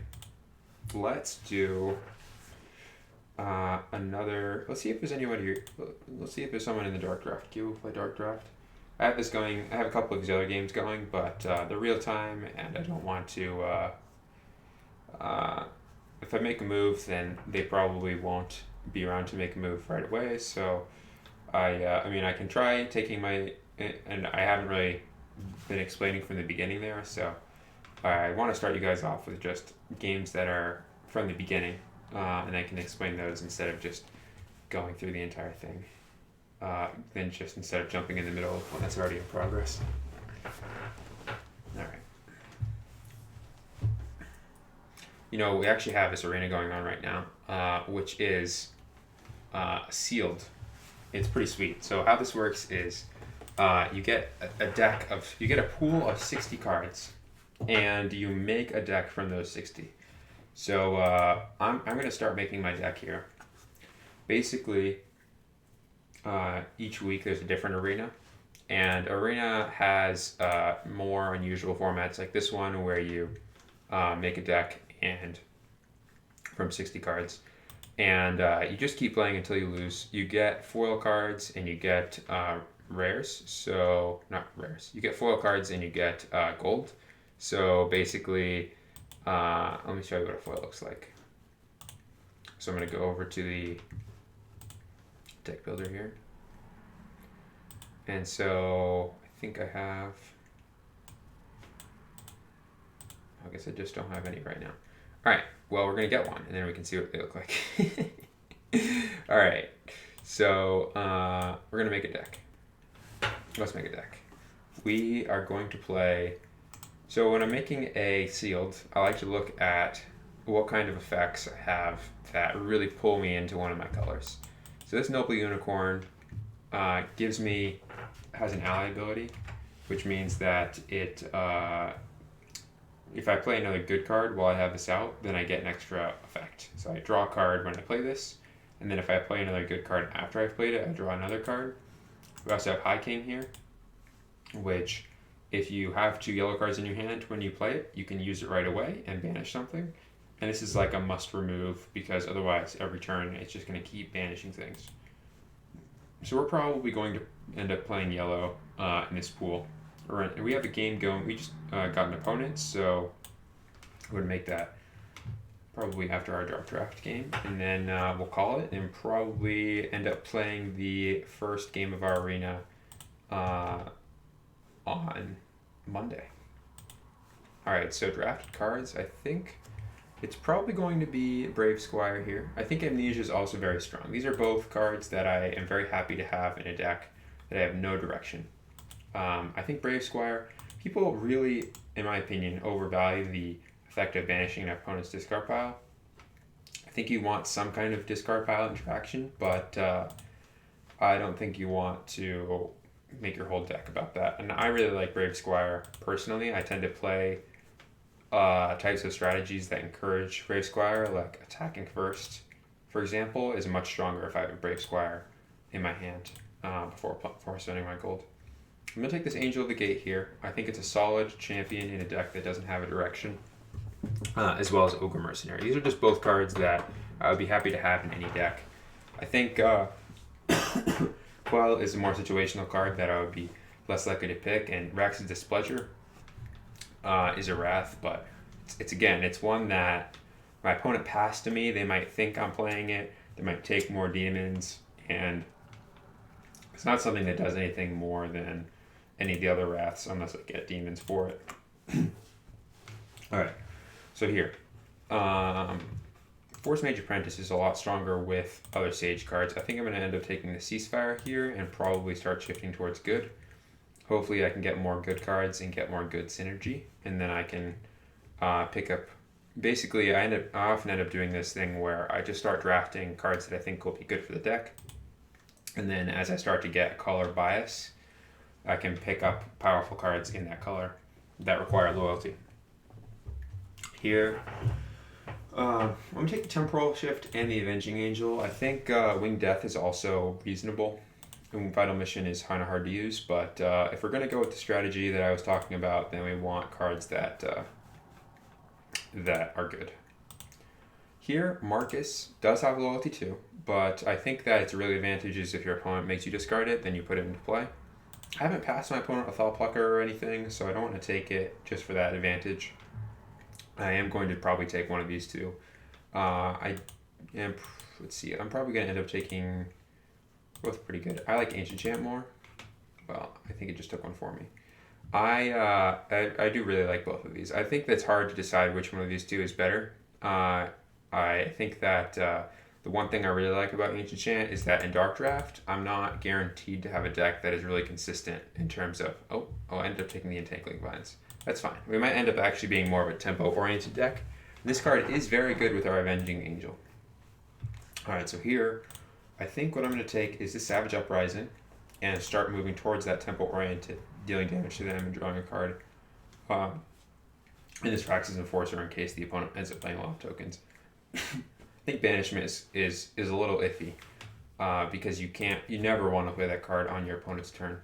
So again, it's a card I would take later in the draft if I didn't have that much removal. I don't have very much removal right now, but... Alright, I'm going to take this card because it does have synergy with other good cards. Alright, let's see what we got. Don't think I can play Draka. I could take both of these and then say, alright, I'm just going to go token heavy. So let's do that. So what I mean is this card breaks all champions and makes demons for each champion that was broken, for each player. But it works really well with human tokens, for example, because it turns all of them into a demon. So now we have this cute little combo with Secret Legion where we make 6 humans and then the next turn we kill their whole team and make 6 demon tokens for us. So, alright, yeah, I'm just going to fully commit to it. We're going to go human tokens this time. We're going to take this High King here, which banishes an opposing champion.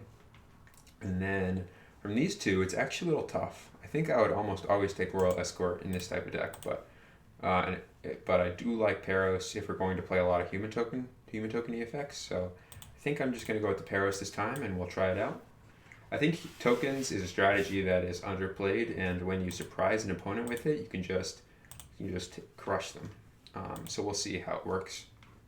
I think it's a little harder to play actually than it looks. All right, I'm gonna actually take this Triceratops because we're passing. So I want to pass the secret bearer because it's not very useful for a lot of decks. All right, so from here, I'm very glad my opponent didn't take Pyrosaur because it would be good against us.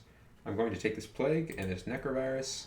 The Plague is just a nice break all, or you can draw 2 and deal 1 damage to all of their stuff. So it kills things like Thought Pluckers, but it's also a Wrath. And then this is just a really good off-turn removal because it gives you a blocker. So if they play a thing and if they are attacking with a big thing and you Necrovirus it, you get a token that you can use to block their stuff. So I'm going to take this Flash Fire because I don't want my opponent to take it, and because that's basically why. It's just very good against us. You can still play it as a draw 2. For the strategy that I'm going with right now, though, I think it kills like everything in our deck. So we're not going to pass that. Alright, so from here, Noble Unicorn is just amazing in good heavy decks because you get to draw lots of cards, and so is White Dragon. So we're going to take both of those. The Risen is kind of more of a tokened card, but I think we really want that 0-cost card that recycles in our deck. So from here, these are both pretty good options. I'm going to take the Raxus Curse because we're light on zeros. I think we have a lot of 1-cost cards. I want more 0-cost cards. And if our opponent is playing things like Muse, that'll help us out. So I'm definitely going to take the Lightning Strike for the same reason. And then I think it's going to be People's Champion. There's an argument to be made that Saren is reasonable as like a Punisher type of card, where we play it after combat. After our opponent spends our gold first. We don't really have a lot of Punishers, but I'm going to take this People's Champion just because it works pretty well with the type of deck that we're making. So here, I just think Brand is really amazing. Succubus, unfortunately, is going to be good against us, so we hope that our opponent isn't in evil, but it's not too bad. I think we don't really want it because we're never going to get that loyalty too, so I'm not going to take it. They might not take that card because we just passed some other reasonable picks here, so they might just take like Hurricane and Corpse Taker. So here we can't really pull that wild loyalty 2 off, so we're going to take both of these. I think you really want how many cards did I say for loyalty 2? Maybe 9. It's 5 in that, yeah. Again, I really would prefer not to pass Raging T-Rex, but there's no helping it right now. It would just not be very good in our deck. Probably going to take Guild Demon. Guild Demon it up. Alright, from here, we just got our amazing... I mean, they've passed us 2 loyalty 2 green cards last turn, so they probably aren't going to be able to play Raging T-Rex. I don't know, they might be on... I'm not exactly sure what their plan is. I'm going to take this because it boosts all of our 0-cost cards, and then Rabble Rouser could be pretty fun, but it is kind of really over the top. I'm going to take this Lord of the Arena because we want another Punisher. The only problem with Rabble Rouser is you really do have to play it before your opponent does anything. You just have to commit so far ahead that it's tough to get value out of it. So Noble Unicorn is almost definitely going to be what our play is. I don't want the Savage Uprising because it doesn't really work well with anything in our hand. I really want to draw 2. So I'm going to keep both of these. I think I'm just going to toss this Thrasher Demon and this White Dragon and just try and get a draw 2. Alright. It would be reasonable to hold on to one of those zeros there, but I really want like another card that will work with this Noble Unicorn, or a draw 2 like Demonic Rising. Alright, let's see what we got. We're going to Cave Troll and then pass. Okay, so basically, if we spend our gold, then they might do something back. I'm actually not really worried about it. There's just something about Cave Troll that's very not threatening. But we didn't see that many Sage cards, so maybe they're going to do something crazy. Yeah. Okay, we're going to start our turn. I'm having trouble imagining what they could have. That would be really so scary. So, what are we going to do here? We're just going to draw 2 cards. See what our opponent does.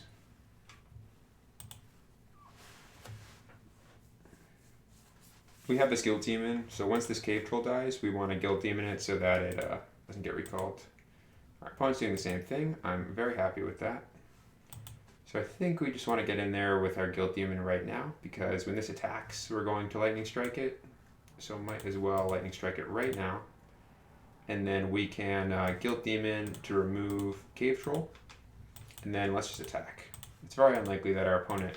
Basically, what they really want to have right now is like either a premium removal card, like... not Wither. Wither's fine, because we got to banish their card. So basically, we banish 2 cards in their discard pile. That card just went straight to their discard pile. So we got advantage out of that Guild Demon. So I think what we want right now is for our opponent to start their turn. I mean, if they drop something that we have to flash fire, that's fine too. And then, I mean, if they pass, it might be worth it for us to do something because they don't appear to have anything in their hand that is really threatening. I'm not sure if they just drafted like this kind of more controlling deck that has lots of answers. But I'm just getting a tell that they just don't have anything going on over there. We're going to drop this Noble Unicorn. It's very nice that our opponent spent their gold first because they have to have Vanishing to get rid of this. They don't. Sounds good to me. So to play this Lord of the Arena, it's actually really difficult to remove Lord of the Arena. And we get to draw a card from playing it because of Noble Unicorn. And this is Unbreakable and 13 attack. So I'm going to attack with it. They could have Lying in Wait. That's the only reason why I would just not attack. But I think if they didn't have a good answer to it, they would just start their turn. So I'm just going to let them take 13 or try and trump this or something like that.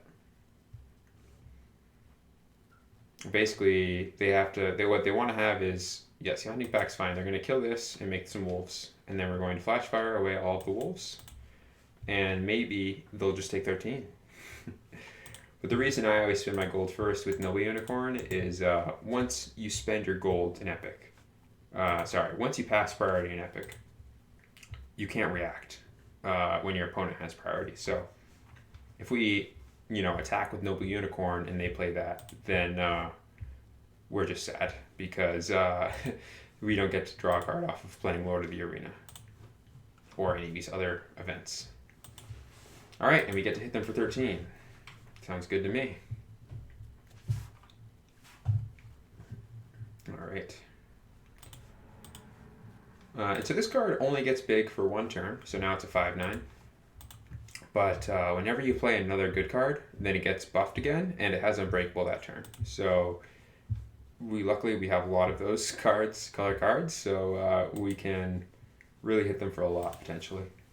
And this is one of the main weaknesses of building a deck that is all events that answer things or draw you cards, is that you don't have anything to do on your turn. And while some players try to play things, right by just never spending your gold first and always trying to play 0-cost champions, you really sometimes you just want to play something that forces your opponent to react. All right. Well, that's the game. Let's see. So not Ben, you're going to be getting some gems at the end. So I guess we'll do, what time is it? All right, I am going to make our deck for Arena, and then I'll be calling it for the stream. And we will be continuing on Monday. So Urgent Messengers is a card that I just like going in most decks because it it's it's just a solid card. It draws you 2 cards and it does something. So and that something is usually relevant. It can block a big champion. So it's just something that I like having in a lot of decks. So I'm going to play Urgent Messengers. I'm also going to toss Palace Guard in my deck because it's just a champion I can play on my turn to come back in a game where I get rid of an opponent's champion and then I kind of sit something out there that my opponent has to deal with in some capacity. Also, I think we're going to go heavy good with this deck. So, and I'm also going to play Forced Exile as a draw 2 that can remove my opponent's stuff. And I want to play Brave Squire and Rescue Griffin and Revolt because these are 0-cost cards in our color. Plus, this card. This card is a nice way to stop something that costs 1. Most airborne champions will just kind of bounce off of this, so you won't take any damage and it won't kill the attacking airborne champion. And this card is a 1-cost draw 2 with the other option of attacking for 3 and buffing your team, or maybe just making a human token that can block a big attack that you're unprepared for. It's versatile enough. Alright, so let's look at our other cards. So I think we're going to play the Gudgeon again because I want to have on-turn plays, and right now we just have High King and Palace Guard, so we can't play those on an empty board. I'll also probably play Rift Summoner, even though I don't think we're going to Loyalty 2 very often, because if we're running a lot of white cards, then basically we can eat a human token or from one of these, from this Forced Exile or Brave Squire or Revolt or Urgent Messengers, and make 2 demons that way. So I think we're very likely to get some value out of this Rift Summoner in our deck. Let's see what else we got here. So I am going to probably play Swing Death, although I'll cut it if I get too many cards. And the Zombie Apocalypse as another board clear that gives us some tokens. Hands from Below, maybe. We'll come back to that. Heinous Feast. Nice to have some discard pile interaction. And it draws us 2 cards for gold. And then I'm also going to play Little Devil as a way to annoy our opponent. So we just play this in attack, and they kind of have to they have to deal with it somehow. They have to, maybe they're going to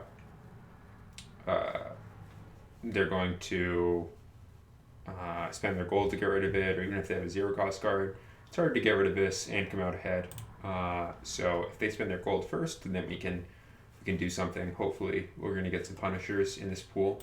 I don't think we have any in our deck right now. Rax's Curse. This is actually the perfect way to deal with Little Devil, is you break it and then make a demon token. So a great answer to a lot of the 0-cost champions. And then maybe Thrasher Demon. Problem with Thrasher Demon, in my opinion, is that it gets blocked by demon tokens. So if you play it and attack, then a demon token is going to block this and they both die. But it's not that bad. I think it's a fine card. It's a card that I would pick up if I thought we had more ways to take advantage of our opponent spending their gold first. And right now we don't. But Little Devil has Airborne, so if the board is gummed up and there's lots of champions on both sides, then this will at least be able to deal 4 damage to our opponent. So it's much safer in our deck. Word of Summoning has Recycle, and I'm going to play it for that reason. Alright, now for Sage cards. I'm going to put an Ancient Chant in my deck because it's a draw 2, and if you don't have any draw 2s in your hand, you can put it back in your hand and also draw another card. So it's a pretty safe way to draw cards, and I think I just really like having it in most limited decks where I can't just try and get a good ratio perfectly. Alright, I'm going to play Sea Titan because it's a big thing that gives a tempo swing. So I like comeback cards in general. So if a card seems like it's good when you're behind, then it's probably a safe card to put in your deck. I think cards that are good when you're ahead, you really want to be able to take advantage of those effects with what your pool looks like. Alright, now we have a lot of events, right? We have, Urgent Messengers, Forced Exile, Zombie Apocalypse, and Ancient Chant. So Lessons Learned isn't ridiculous. How are the installs? I'd say they're pretty good. I don't actually know the numbers, but I've always been getting opponents when I play online. And We just released the Steam, so it's on Steam, iOS, and Android. I would say I just give it a go. Play a real time game online, and you'll get an opponent. See for yourself. Champion of Solaris. All right. Where were we? So I'm gonna grab this Temporal Shift as an off-turn play, and then maybe Lying in Wait as a way to remove something that's really threatening. I think this card's okay.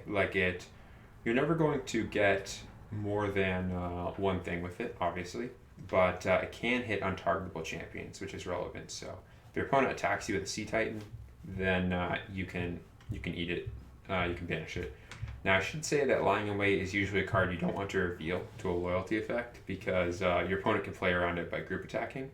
But unless they're playing around it, you'll just always attack one at a time. So this will take care of anything.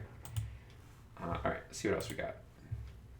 All right, and then over here, it's another 0 cost recycle, which is quite nice. So we're going to have this and Heinous Feast, which go well with our Zombie Apocalypse, because it breaks all champions. Then each player gets a token for each champion in the discard pile, so we can banish their discard pile before playing that.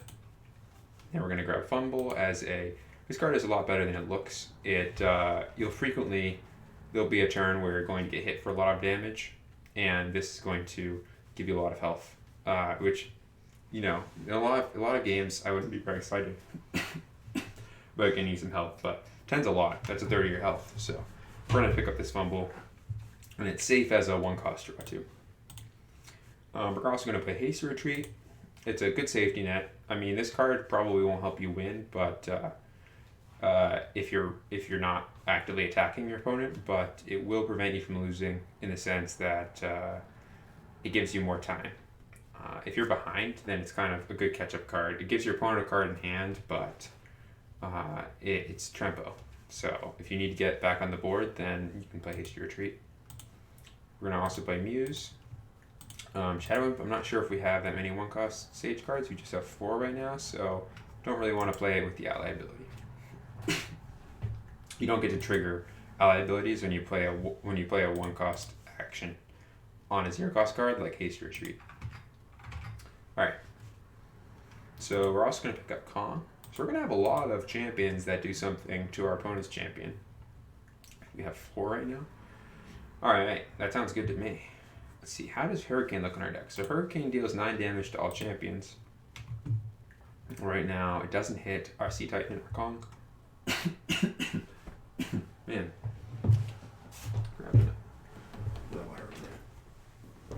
I'm not sure I'm happy about Hurricane in this deck.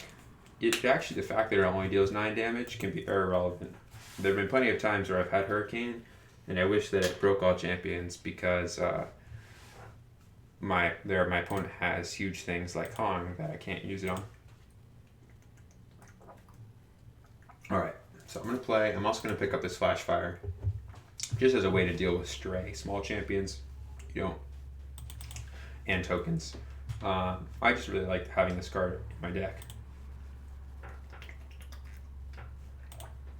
I'm also going to grab Lightning Strike as a 0-cost card that can sometimes hit 1-cost cards. So sometimes you can get a gold advantage on your opponent if they play like an Angel of Death and they have a 6/5 now, or a Succubus, and then you can Lightning Strike it, and then you just took out their 1-cost card with your 0-cost card. But they still get whatever the tribute is from that, so